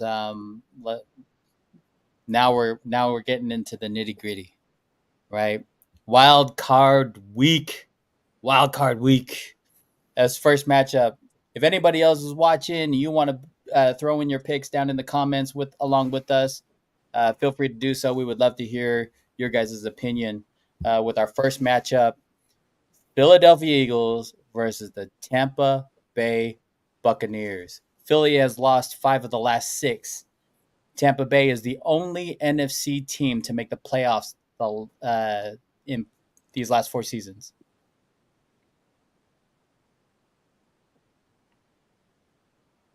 Who you guys Taking picking? the Bucks. Picking the Bucks? Oh yeah. I hope that the Eagles can turn it around, but it's been kind of embarrassing. I mean, sorry, Oscar, if you're on listening, but like they've just been losing and losing, and I think momentum is. He's even picking the Bucks. He's so mad at his Eagles. uh, Oh, I I love think Oscar. I think momentum in the NFL is huge. Like it's almost Oscar's everything, picking you the know. Bucks. So for that reason, I'm going with the Bucks, just because the momentum was not with the Eagles right now. John, who you picking? Yeah, I'm gonna say the Bucks too. Huge concerns with Jalen Hurts. Physically, but part of it I'm worried about his mental too. Losing 5 of your last 6 isn't easy. I think he puts a lot of blame on himself. I don't think he's been able to shake it off, and it might be too late. Not sure. And with AJ Brown also going down and not knowing if he's going to be able to play this week, because I don't think he's been cleared yet. Still too early to tell, but yeah, I'm gonna go with the Bucks this week. Mike? I believe in the Eagles.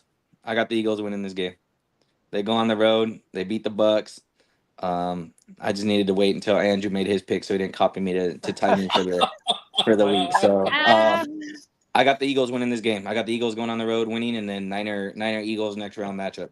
Now I know how to let me speak first instead of Mike. Hey, you finished first place last week in the picks, or we tied. So, good job. Hey, but we I'm made some actually different picking the picks, so Bucks it this just worked game. out. Oh dang! And I'm picking the Bucks Woo! because I'm concerned with Philly's coaching. Head coach looks like he's a little bit on edge because he can't figure out why the team's in this slump. So he's got to make up these excuses of these guys we're good, they're good, blah blah. But I mean, we haven't seen anything. Their defensive coordinator hasn't shown much. Their offensive coordinator obviously hasn't shown much in the last 6 games. I'm hoping they turn it around because I want to see an actual game. But we know that Baker Mayfield's been there before. He's had the underdog mentality basically his entire career, if not even in college. He's been that underdog. I think he still shows up, and I think the Bucks steal this one in a close game.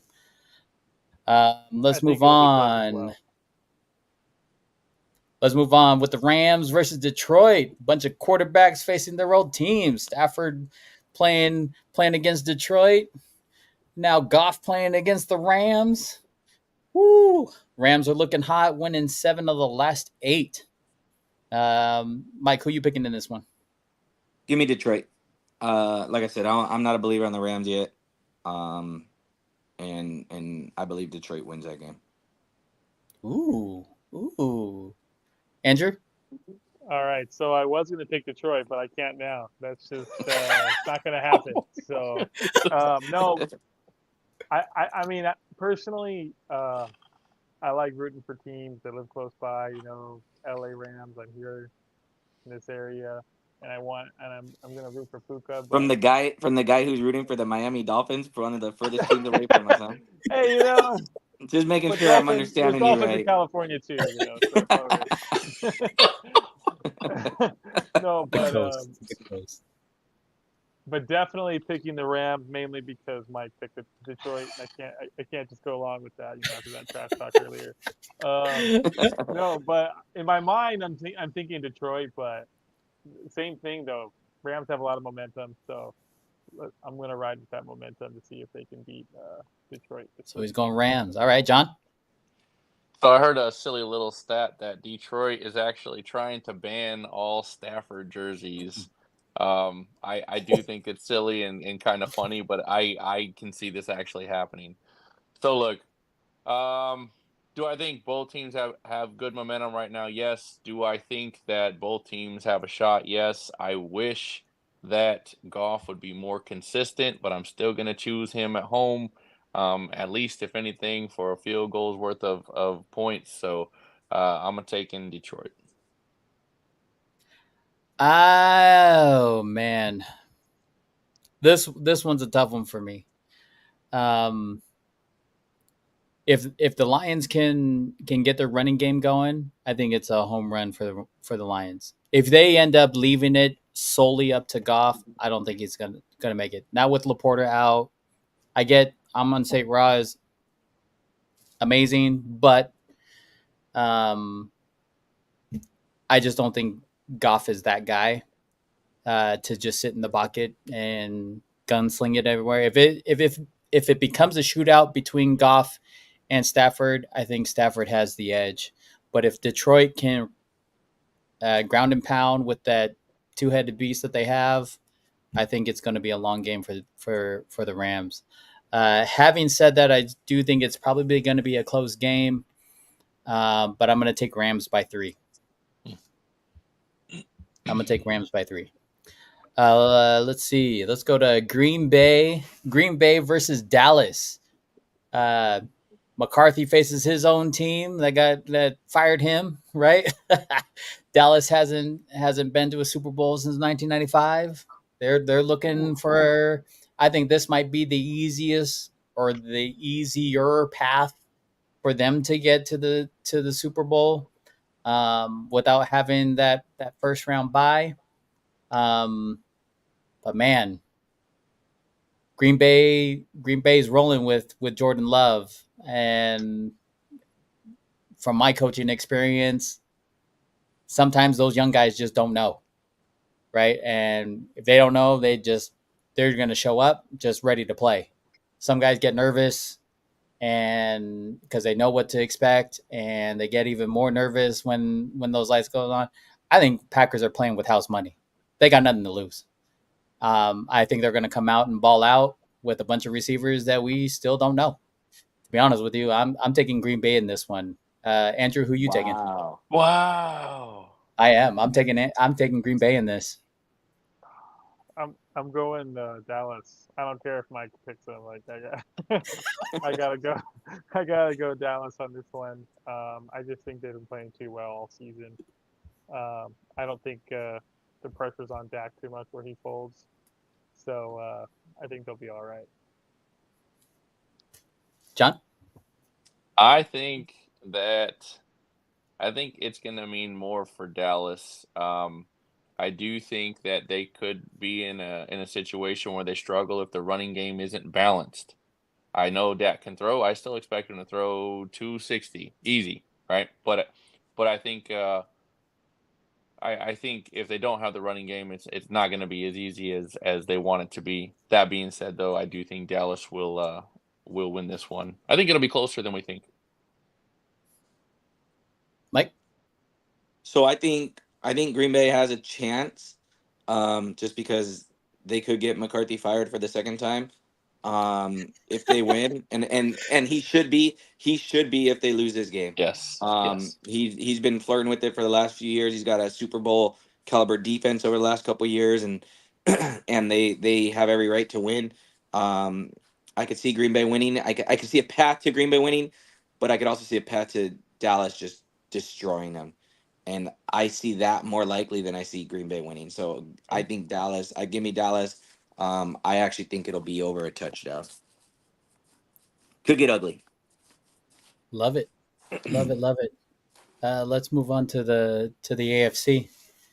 So before we put up the AFC matches, I'm gonna go to a deep take. I'm gonna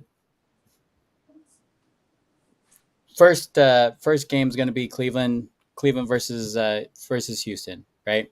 Here's what I think. I think Cleveland is going to be Houston, sending Flacco to play against Baltimore, right, to play against his own team.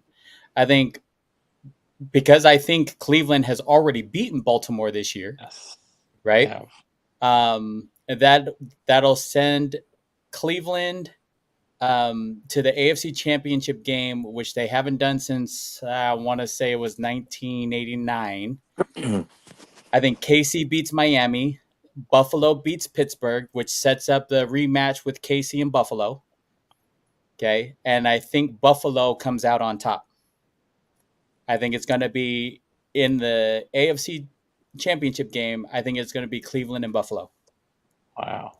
That's going Good to be my deep take. Okay. Good So take. we'll start off with this first matchup in Cleveland and Houston.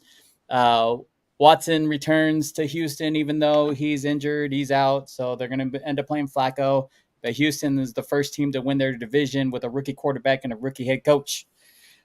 Who are you guys taking? Mike, who are you taking? I got Cleveland. I got same kind of situation as you. Him going into Baltimore next week.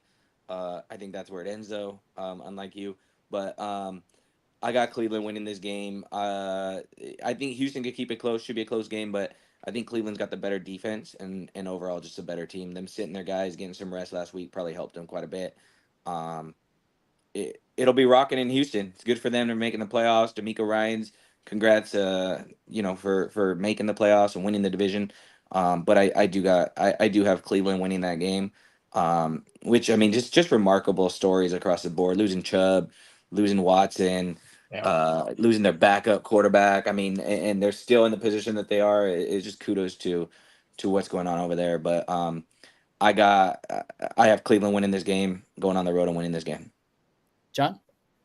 I have the same. I don't want to say everything that Mike said, so I appreciate you, Mike. But I have the same, and I think the only thing that maybe my take might be different is just I think they have the better running team.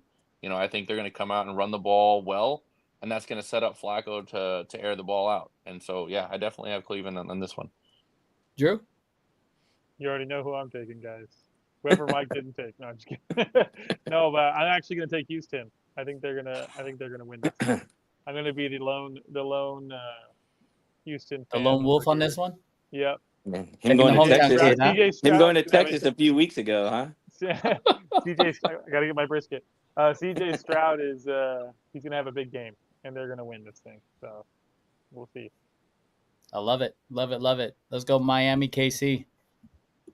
Miami is on the road, goes to Arrowhead. Now, if Miami would have won that game, if it was the other way around and they were hosting Kansas City, I think Miami would have had a chance. Now Miami travels to Kansas City. We're reported the weather is expected to be 2 degrees. 2 degrees. Bro, Miami's not winning this game. This is why I'm taking KC. All right, here's my prediction. Drew, who are you taking on this one? Miami wins. They win by 2 touchdowns. Not close. Taylor Swift cries in the stands. She's going to be crying in the box. And Mahomes. Can you put him in the back room yet or no? Oh wait. Mahomes, don't do it. I'm not Hey, do it. Eject. Mahomes is gonna Demand a trade. his loss. No, he's not gonna demand a trade. He'll stay there, but he's gonna take a loss in the wild card. Oh, love that. Pretty crazy. Here we go. Here's your timeout for now. All right, John, who are you taking? I got KC. For all What's the up? reasons that you said, I think it's going to be hard to throw the ball. I think KC's been there before. I think Tua is going to struggle, and so I got KC. Mike?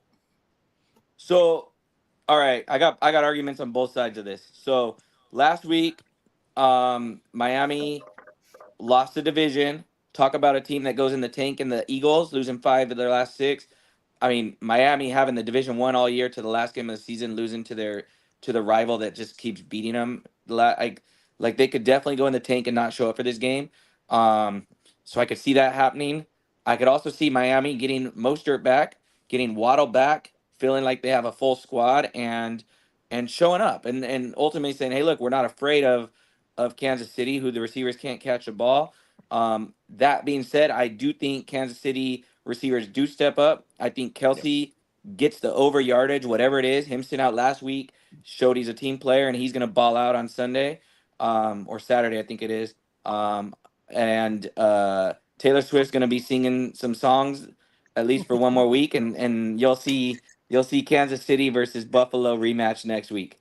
So Yeah, I Two think touchdowns, Ted. Two touchdowns. that's about how many Miami may score the whole game. You're right.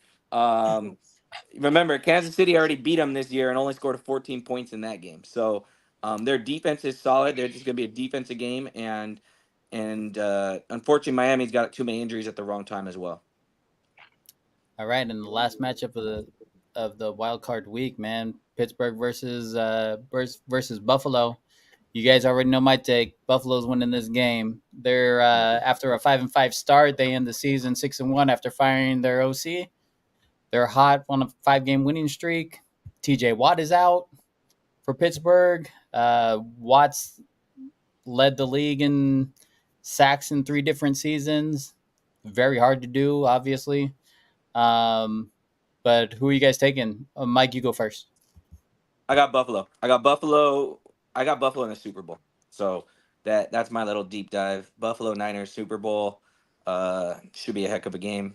Obviously, I'm not going against the Niners at that point, but He's already calling it. There we Should go. be a heck of a game. yeah, I mean that's what I want to see. I know as a fan, that's what a lot of us want to see.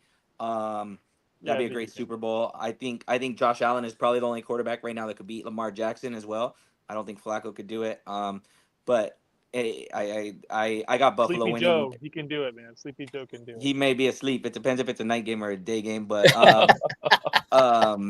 I got Buffalo just winning. I mean, making Pittsburgh embarrassed, and as Drew, they who you should. taking? Like I said, they're just mediocre. This time's not fair. You asked him first, but I'm gonna go Buffalo. That's just how it has to be. I already did my hot take, man. All right, with Miami. I thought you were going KC. Pittsburgh I for sure. I don't need to go crazy, So I'm gonna have to go Buffalo. I think they win this, and I actually also think it won't be close. So, John? Yeah, hats off to Pittsburgh for getting there. They piecemealed a team together just to get to the playoffs, and all you need is a ticket to the dance, and good for them. But that being said, I think Buffalo hands them a handily loss, and Buffalo advances. There's gonna be some good games, man. Gonna be some good games.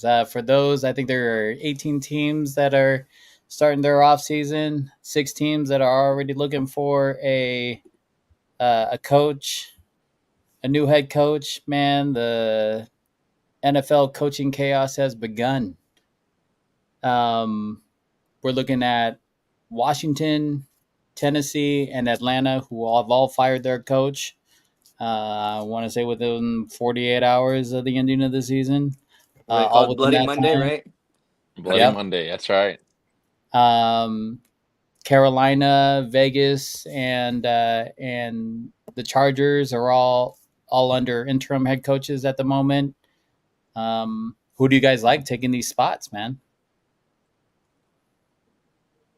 Only one that I feel confident about is Harbaugh to either Chargers or Vegas, and then if he goes to Chargers, I got Pierce back at Vegas. I could see Vrabel going to perhaps New England, perhaps Washington, but those are the kind of the names that I got right now. Those 3 people will have jobs. John, what do you think? I kind of say the same. I mean, I like where Mike's head is. I definitely think if Harbaugh goes to the Chargers, then Las Vegas keeps Pierce.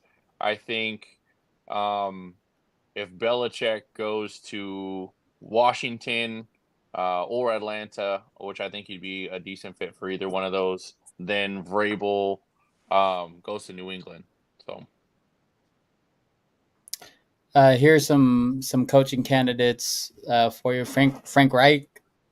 All right, he got fired out of Carolina. He's still open. He did a good job in Indy. Maybe he can reproduce that. I still think Sirianni's on the hot seat. Philadelphia is probably the only franchise that I can think of that will get rid of you even after you've won them a Super Bowl. Right. Which, I mean, they're very comfortable in getting rid of good coaches. They got rid of Andy Reid. They got rid of Doug Peterson after he won them a Super Bowl. So I do think that if Philadelphia comes out and loses, especially to the Bucks, I think they're going to move on from him. I don't think he stays there at all. So Frank Reich's on the list. Obviously, Harbaugh's on that take. Bill Belichick is probably going to try to coordinate, or if not, take a head coaching job somewhere else. Josh McDaniels, I don't know who's going to take a risk on him. Ben Johnson, that's a hot name right now. The OC out of Detroit. People are starting to take a look at some of the playoff teams, right? Just like every year. I think Eric Bieniemy might finally get a head coaching job. I could see Bieniemy in Carolina. I could see that working. I mean, it's going to take a little bit of time, but I think he can do something with Bryce Young. I mean, he hasn't done much with their offense right now. So I mean, last few years, yes, he was a hot topic. But I mean, after this season, you know what they've done in Kansas City, I don't see Bieniemy getting hired this year. To be honest with you guys. No, Bieniemy's in Washington right now. Oh, I'm sorry. Yeah, you're right. I apologize. He's Yeah, in Washington. So, he had to but move they still on. He didn't didn't hire him. have. They still didn't hire him out of. Oh, maybe that is a case for him then. I apologize. Yeah, maybe that is a case that he left Kansas City and all of a sudden their offense went downhill. Right. I mean, he didn't have. I mean, I don't think Sam Howell is a starstruck quarterback, but I mean, he had Washington winning some games despite of it.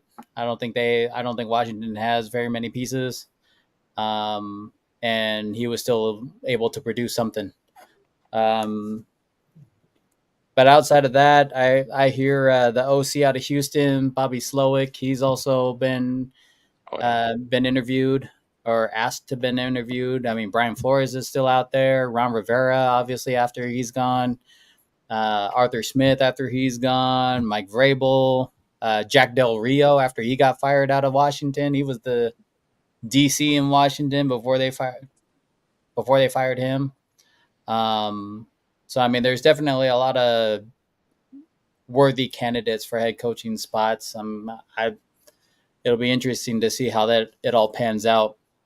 My question to you guys, with the draft order now basically set, if you are Chicago, what do? You have 2 picks in the top 10, right? Do you keep Fields and try to trade out that number 1 pick? Do you keep that number 1 pick? Go for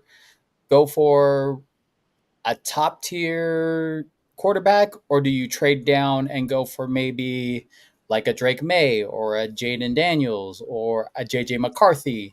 What are you doing if you're Chicago, Mike? Yeah, I take Caleb. Bye Justin Sticking with the Fields. number 1, taking Caleb. Yeah, take Caleb. Get another receiver in there with the 9th pick and call it a day. Trade Fields for maybe a second rounder or something, or someone, get rid of that contract that needs to come up in a couple of years and just start over. Drew, what are you doing?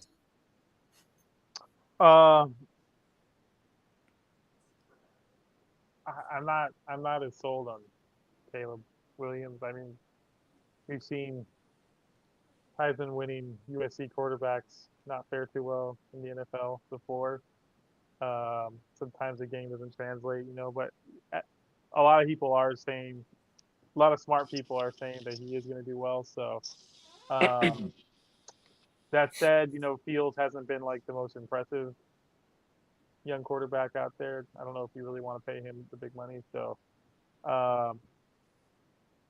that's a tough one, man. I don't know if I'd either way, if you're not going to take Caleb Williams, you're trading down. So you're going to get some quality players or more picks. So, I mean, obviously you got the number 1 pick. It's a win-win situation for you. So I'm just not sure at this point because I'm not 100% sold on Caleb Williams. So, John, what are you doing? Good question. Would you trade Justin Fields for either Jahan Dotson or Scary Terry? I think if you're the Bears, you do. But does that trade get completed? Because if it does, that's a trade that you do. Either one's fine. and then you take. Sorry about that. And then you take Caleb number 1. I'll take that's it. what I would I'll do. take it. I'll take it. So, Um, but doesn't Washington have a top 5 pick? They have number 2. Washington has So, number 2 pick. so you're saying would they include that number 2 pick, or you're just saying they get Fields as their quarterback of the future? They just get Fields as a quarterback of the future. They say, "Hey, we think we can do something with Fields," and maybe they want Marvin Harrison Jr. or something like that. But I think that if you get another receiver on the Bears and you pick a quarterback as number 1, I think you can do something with him. Yeah, I just don't know if Washington would be, for the reasons that Chicago doesn't want to keep Fields. Yeah, fair. I don't think Washington especially with the new coach coming in. He probably wants to groom his own guy. That'd be my guess. Sure. Not some guy who's going to be paid in a couple of years. But it's interesting. I mean, if you're the Bears, you do that for sure.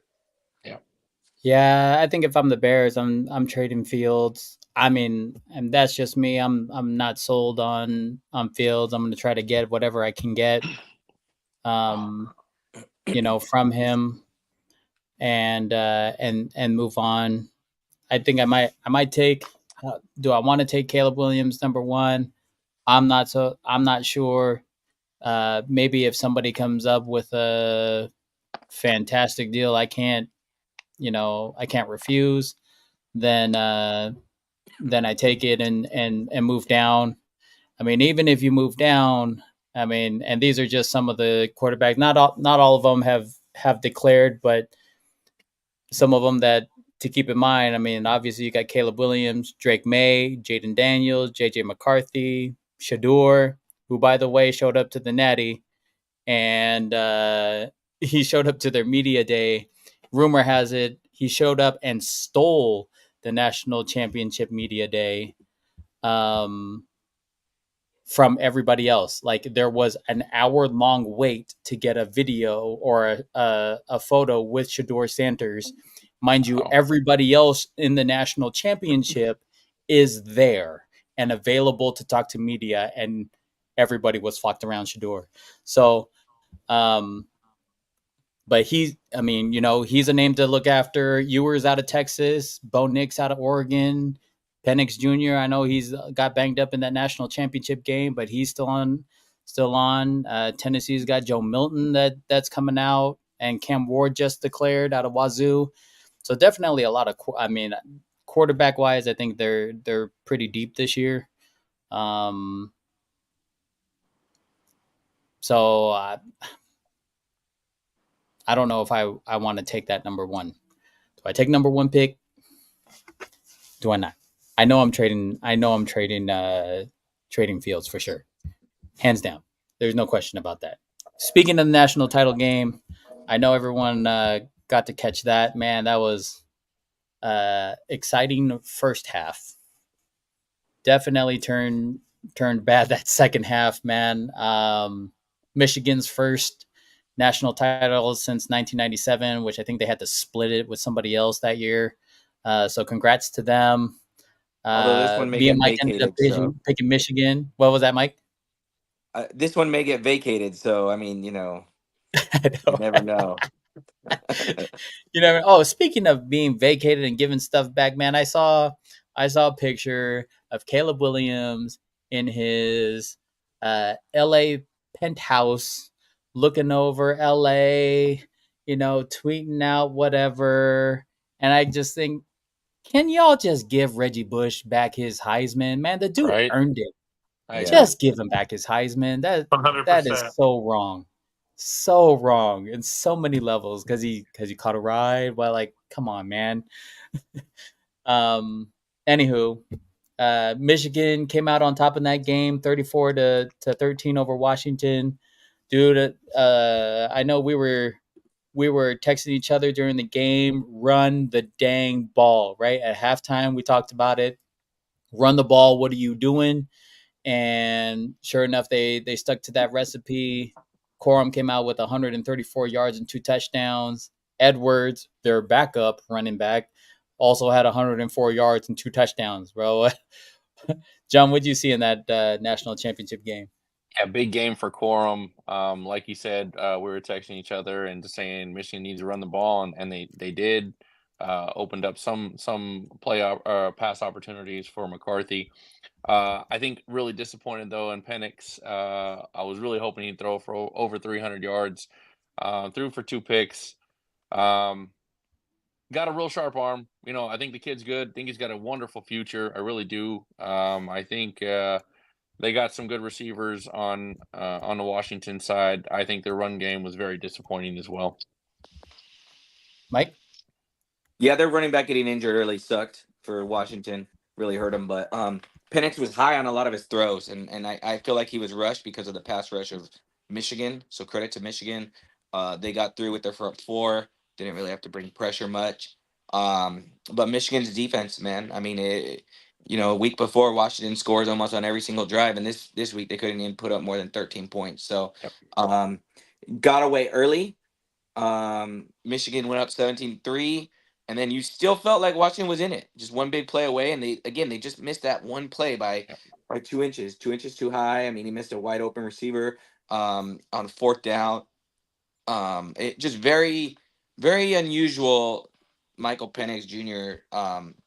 Than I had seen all year, and even in his whole career, leading up to this point. So I feel bad for the kid, but like John said, he's got a future in the NFL, and a few bucks are gonna make him pretty happy. So. You're absolutely right. Number 55 on Michigan's defensive front. Man, he was putting cats on their back. Just slammed them Oh down. my gosh. I hadn't seen so many offensive linemen on their back for so. Now, mind you, there's a whole Twitter war between some Washington fans and Michigan fans talking about how much holding was actually going on. And I texted you guys. I'm like, man, they're letting a lot of holding go. I'm like, this is blatant holding. This is not like, oh yeah, he's got me inside my frame. We're talking jersey pulls on receivers, on linemen. I'm like, pretty sure he's trying to disengage, and I'm pretty sure the rules are still the same. I could be wrong though, but I mean, it is what it is. It was still somewhat of a game until the end there, but 55, man, I want to see where he ends up because his defensive line play was impressive. Mason Graham. Yes, Graham. Oh my gosh. Anyways, congrats to Michigan for that title win, and man, can't say enough. Hopefully Harbaugh gets what he wants. I know. You know what though? McCarthy looked really pedestrian in that game. Sure. For a projected first round pick, I understand lower end 23, 22 from what I'm hearing, but I was not impressed with him. And it's not like Washington's defense has been that good notoriously all year. So I don't know what it was, but I think he only completed 10 passes, if I'm not mistaken, in the whole game, and that's right. From a national championship team.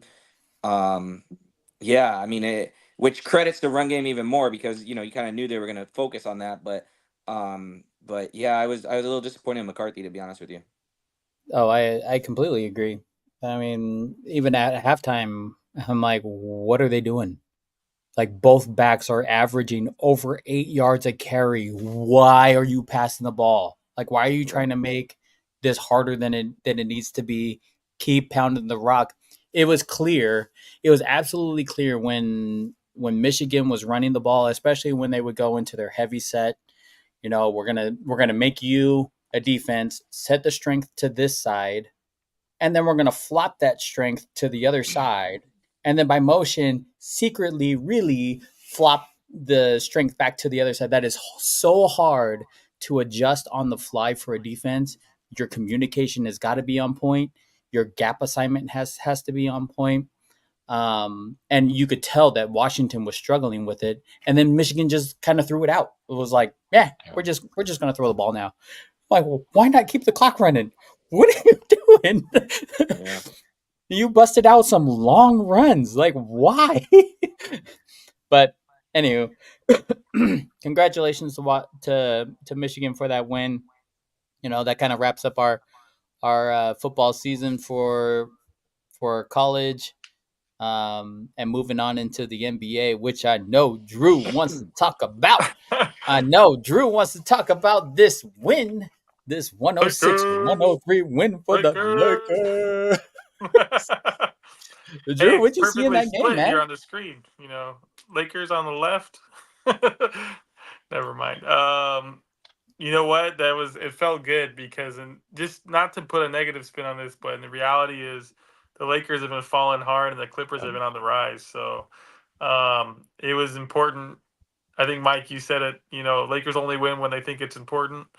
Well, we're under 500, so it's important right now. It's hard to we it's hard to climb out of that. When you're risking not even making the play in. It's not a good position to be in. So it's frustrating to watch. And people always say, "Oh, you're a fan. You don't really know. You're not in the coaching. You're not coaching there with the team. You don't know what's going on." But it's weird when just seems like some obvious things that everyone should know, even as a fan. Like, yeah, maybe it's not a good idea to have 39-year-old LeBron have to bring the ball up every time in a game where they make him the point guard. It's like we all know he runs the offense, but why are we making him bring the ball? You know what I'm saying? Little things like that. They're running lineups. They're running lineups where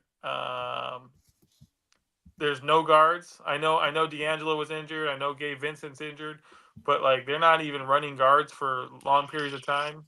And for some reason, Darvin Ham has this fascination with Reddish. I don't know why that kid's getting 30 minutes a game. I just can't. I just can't deal with it. I'm like, near the end of that game, if you guys were watching that game, near the end of the game, there's 3 minutes left. Sure enough, here comes Cam Reddish back into the game, and I'm like, we had momentum. We're playing well. You bring Cam Reddish. He had 3 turnovers, in a 2-minute span, and they took him back out. Thank goodness, to stop us from squandering that lead and losing completely. But that was a scary moment, and I don't know why they keep playing him. I don't know why he's starting. We have much better options. He doesn't produce in stats. He doesn't produce. He doesn't pass the eyeball test. I don't know what's going on there. Why Darvin Ham likes the rotations he does, but he does. Anyways, John, maybe you should talk about the Clippers because I'm depressing myself about the Lakers right now, even after that win. Well, I think it was a good game. Lakers Clippers, but I will say, if we're speaking about Clippers in general, they are meshing very well. And what was really a concern with Harden is now an afterthought, and could possibly be the glue that maybe they needed and the jump start that they needed after such a skid that they had. But yeah, I think they're playing top notch ball right now. I think again, yeah, the loss to the Lakers, but I think it was a good game. I did see LeBron's posterizing of PG, and that's hard to watch, but I think it happens from time to time. But I think the Clippers are on a roll and they're doing great. What do you think, Mike? Yeah, that dunk was impressive. LeBron's now posterized every single team in the NBA. So credits to him flying at his age. Yeah. But Clips are on a roll, and like I said, this game really meant a lot more to Lakers than Clippers. You guys are obviously celebrating like you want to have half championship, just like you are now, which is fine. Maybe we're just so numb to disappointing playoff runs over the past few seasons that we're not going to celebrate until we get the real banner. But I'm happy with where the Clippers are. I just wish it was a little bit further into the season at the point where they're currently playing at, right? I don't want them to gel too early. I don't want to see, knock on wood, any, injuries to key players, which unfortunately has been the mantra for the Clippers over the past few years. So, if we're in the playoffs right now, I would definitely put Clippers up there as one of the favorites. It's just such a long season, and I don't want to get too excited too early. So I'm not depressed, anywhere near depressed like you, Andrew. But the Clippers are giving me hope, but I'm trying to stay quiet and keep that hope bottled up until if playoffs are tomorrow, then yes, I'm excited.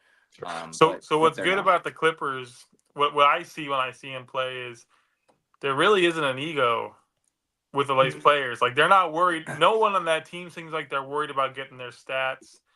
They're a little older. Paul George, Kawhi, Harden, Westbrook. These guys just want to win. Westbrook, he made make it allowing himself and not saying he's being a team guy.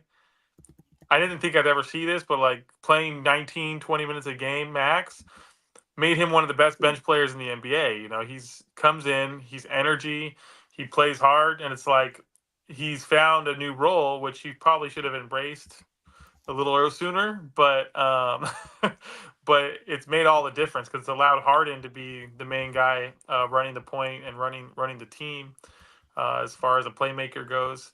And Harden's the same way. He's not trying to score 40 points a game anymore. He'll put up 16, have 10 assists, 5-6 rebounds, and the Clippers win. So that's been really good.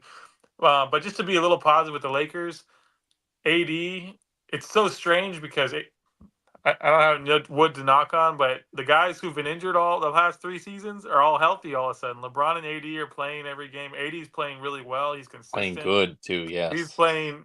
He's bringing that same defensive intensity he had in last season's playoffs, and so I'm not counting them out. I just think Darvin Ham needs an intervention. So either he goes back to what he was doing in those playoffs, or he takes a vacation. I don't know. He needs to go. But See, I don't think the Lakers have anything to worry about. I think they get in the play-in, and that's when they do their ball, just like they did last year. I mean, they have the squad. They've proven they could compete in games when they want to. 82 games is a long season for 39-year-old LeBron and Glass need, AD. So, I mean, I'm just saying, like, I think as Laker fans, you want to see them succeed, but the reality is they play Minnesota in the first round. You're confident as a Laker fan in a 7-game series that they could beat Minnesota. They play, maybe outside of the Nuggets, but I mean, not many teams are, you're going to have to get through them one way or another. So, I don't know. Me on the outside, not a Laker fan, and looking at them, I'm saying I'm not worried about the Lakers where they're at right now. What worries me is I don't know if you heard the comments. There's a big deal. All the comments, Darvin Ham, like, "Hey, I'm tired of everyone living and dying by the team," and they kind of misquote him in all the headlines a little bit. But the reality is that sentiment of, "Hey, I don't live and die by every game." To me, that's kind of a losing mentality. To me, every game needs to matter. That's what Laker fans have grown accustomed to. That's what like the brand Kobe brought to our team was every game matters. And he played hard every game. And I'm not going to sit a game and I want every fan to get a show. And Laker fans give up hours every week, hours and hours every week, dedicating themselves to that team. That's what makes them, one of the richest franchises in the NBA is that they have this support, And so to me, I just hearing that from Darvin Ham, that's just like a losing mentality. And even though there's some truth to an understanding, even in the playoffs last season, I felt like the Lakers had a pattern. We're going to go all out game 1. We'll give up. We'll let game 2 slide. We'll rest up and then go hard 3 and 4. Like it was weird. Like every series until the Nuggets, those first 2 series, or that's what it seemed like they did. They stuck to a game plan where they really picked and choose which games they were going to come out and play their hardest. And maybe that's a strategy they had based on the age of LeBron and everything, trying to get just to be more strategic. But seeing Darvin Ham say that, I think it's a huge mistake. I think it sends the wrong message. I think he's losing a lot of respect from players on the team. A lot of players are unhappy about playing time and all the things that went on. So I think he needs to tighten up his rotation, fix his rotation, and he needs to at least even if he doesn't, at least he needs to start pretending that he cares about every game out there. See, I disagree with you. Today's NBA is very much Kawhi Leonard sitting out every other game, right? I mean, it's minutes restrictions. it's And how's get that worked yourself out for to the him?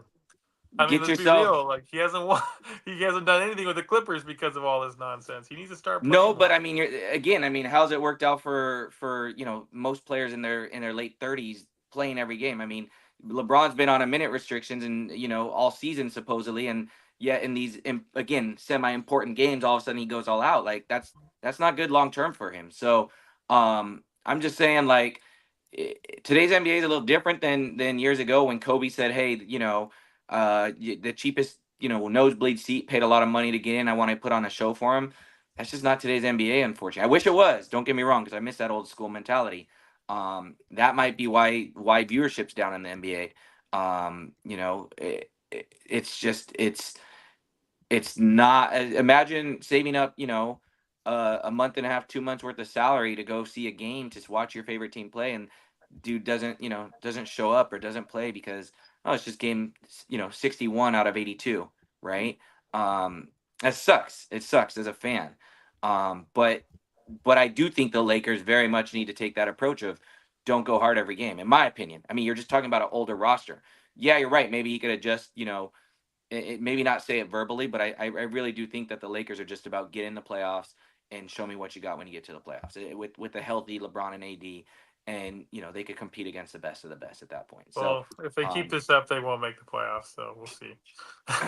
that's true. With the play-in, a lot of teams make it though. So I think they're going to be fine even with the play-in. I mean, they're under 500 right now. Risking it all for one game, anything can happen. So that's crazy to me. But yeah, I hear you. Well, they did it versus the Clippers. Couple questions for you All guys about some other teams. Knicks are 4-0 post the trade. 5-0 now, I think they just won today too. They just won again today, so they're 5-0. 5-0 now post trade. Drew, how do you think they look? Here's the crazy thing: is it's not just like winning. It's they beat the Sixers, they beat Minnesota. I can't really say anything about their win against Portland because Portland this year is not doing so great. But everyone beats Portland. But they blew Portland out. So like they just look like what I noticed about watching OG Anunoby. I said that they've won this. They're kind of winning this trade right now. It was a really positive thing for them. What I see when I see him play is he's just a big guy. The guy can guard anyone 1 through 5. He really plays his role and he fits in really nicely with Jalen Brunson. The guy's big. I don't know. I was just impressed. I saw him. He went toe to toe with Embiid and went up strong for a layup, and I was like, dude, against Embiid, like and it didn't even. He wasn't even scared. Didn't look nervous about it. Like he's a big guy and he can move and play good defense, and he hits a high clip for his 3-pointers. It's just like one of those things where it's just a good fit. So, and it's showing in their record so far. And RJ Barrett's done pretty well with Toronto, I believe. I think the other day he had like 36 points, 9 rebounds, 7 assists, something like that. So, I mean, it seems like you called it, Andrew, a couple of weeks ago that it might be a good trade for both teams. I didn't expect this from the Knicks personally. Yeah, the RJ Barrett, he's always had that ability where he's going to go off. We'll see how he does on a consistency standpoint. We've always seen him every once in a while he'll throw up a 30, 40-point game. Actually, I think that was his career high. Actually, was 36. But he's had big scoring nights before. Maybe he's enjoying being back in Canada. So where he's from originally, and he's just feeling good. We'll see about that. But the Knicks are the story here. Unfortunately, Toronto fans, I'm sorry, but it's just how it is. The Knicks are the story. They pretty much always will be, even if you have the way better team. But it's been pretty amazing to see how well they've been playing since this trade. How do you guys feel about OKC? Are they actually legit? John, what's your take? I think yes. I mean, I love Shea. I've loved him since we let him go from the Clippers. So I think he's a good leader, one of the good leaders for the team. I think Chet Holmgren's coming into his own. I don't think it's easy. I think actually this year might be a little bit tougher because he keeps getting compared to Wemby, and then when he plays against him and Wemby dominated him the one game, I think that kind of put his ego down a little bit. But I mean, I do think they're legit. It's a long season. I think they can get in, and I think if they can get in, they can make a push in the playoffs. That's just me personally. I really like OKC. I kind of picked them as an underrated team to start the season, and I like being right, so I'm going to keep rooting for them. Chet, um, in some ways, I know everyone's high on him, but in some ways, I think he's underrated. He can shoot. He can do everything. He can Yeah. he can dribble. He can shoot. He can rebound. He blocks shots. And the guy's still way too skinny. You know what I mean? He's still got a lot of growing up to do, but he's already doing really well. So, Shea, people are saying people are starting to put him in like a top 5 conversation in the NBA. I don't know if I'm ready for that because there's some really good players in the top 5, and he's a guard. It's hard for the small guards to kind of get up there sometimes. But he had some big wins this past month. I think they beat Boston. That was pretty good game right there. And yeah, OKC's legit. They're going to be problems for anyone who plays them in the playoffs this year. They're not winning it though. I'm not picking them to win it. Sorry. I could Come see on, I man. could see him go. I could see him go far, but I don't think I can pick him to win it. Yeah, Chet needs another year. Chet needs We another need a year. deep take out of you, man. Come on now. No. Chet needs. Well, that's my deep take. Then some people are saying they're title contenders. Chet needs one more year, and then next year let's talk about it. I can't see them beating Jokic. I can't see them beating. I can't even see him beating the Lakers, to be honest. So. Last I looked, I think the Lakers. Is it Lakers? Golden State and Suns are all playing for the play-in, right? Out of those 3 teams, who's making it? Mike. It's a change into the guard right now for sure. You know, but I would have Lakers Suns making it. Suns again, I think much like the Clippers, just need to get healthy at the right time, and if they do, no one wants to face that 3-headed monster over there. But I think Golden State, Draymond Green's supposed to come back. Said he kind of thought about retiring and didn't want to go out like that, and had a little crying session with Steve Kerr and Adam Silver and stuff. And so we'll see what that does to the Warriors, because they definitely need a spark right now. I still do not want to play any of those 3 teams in the playoffs. If I'm the Thunder, if I'm the Nuggets, no big deal. But Minnesota, I don't want to meet those. I don't want to meet those guys personally. John? Same. I mean, I swear sometimes I think me and Mike think the same thing. So it's like they're Clipper fans or something. Well, I know. This is why you guys are on here, man. I don't want to repeat them, but I feel the same sentiment. I think any one of those teams are dangerous at any point in time. Do I think Golden State's getting a little older? I do. Do I think Lakers are getting a little bit older? I do. Do I think that of those of the Suns, Lakers, and Golden State, do I think the Suns have a better shot? Yeah, because I think the roster is a little bit better. But just like Mike said, if I'm Minnesota, I don't want to see any one of those teams, because at any given game, Steph can wake up and kill it. LeBron can wake up and kill it. And I do think again, Phoenix has a great starting 5. So dangerous all the way around. But yeah. Drew? I think when I look at the different, the personnel, Lakers, yeah, they are, because of LeBron, you call them aging, but 80's still 80's in his prime. Warriors, yeah, not Warriors, sorry. Suns, Durant's aging, but Booker's still in his prime. They got these guys that are still in their prime. Warriors, they don't have that guy right now. All their guys are aging. Clay's not the same as he used to be. Draymond's choking people out, and hopefully, Hopefully, maybe he'll change his name to like to Draymond World Peace. You know, he'll follow Meta World Peace's example. You know, he'll be Dre World Peace when he comes back, but he's aging too. They don't really have a young guy in their prime, a star in their prime right now. They got. I've been liking Kuminga, so when I think of guys who are going to be able to pull through and get out of that play-in, it's not the Warriors. Agreeing with Mike and John, because they don't have that guy in their prime that's like one of their stars.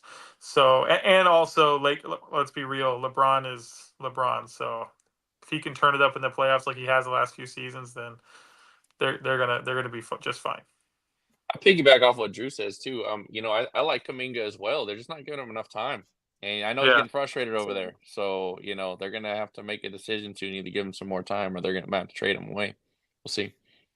Definitely. Well, fellas, as always, every week I know I tell you guys this. I love being able to sit down, talk sports with you guys. You know, it's always a pleasure. I know we don't always see eye to eye on a lot of our takes, but that's the fun part about it, right? For those that are Dolphins win by 2 watching, touchdowns. God love Drew. I just can't wait till Miami's out of the playoffs and Drew's got no season over We're gonna next say week. they and almost won by 2 touchdowns. Oh, if they lose, I want Drew to be eating sushi next week because the Dolphins are squish the fish. That sounds like a win-win for Dolphin me. sushi. That's get that sushi bake going. Yeah, For those exactly. of us that are joining us on the live or watching this replay later, make sure you follow us on Instagram and Facebook at Jam Pack Podcast. Subscribe to us on YouTube at Jam Pack Podcast, and this is where we're going to end up going live most of the time. Follow us on Twitter at Jam Pack Pod. We love you guys. We're out. Peace. Appreciate it, guys. Appreciate it, guys. Jam Pack. Bye.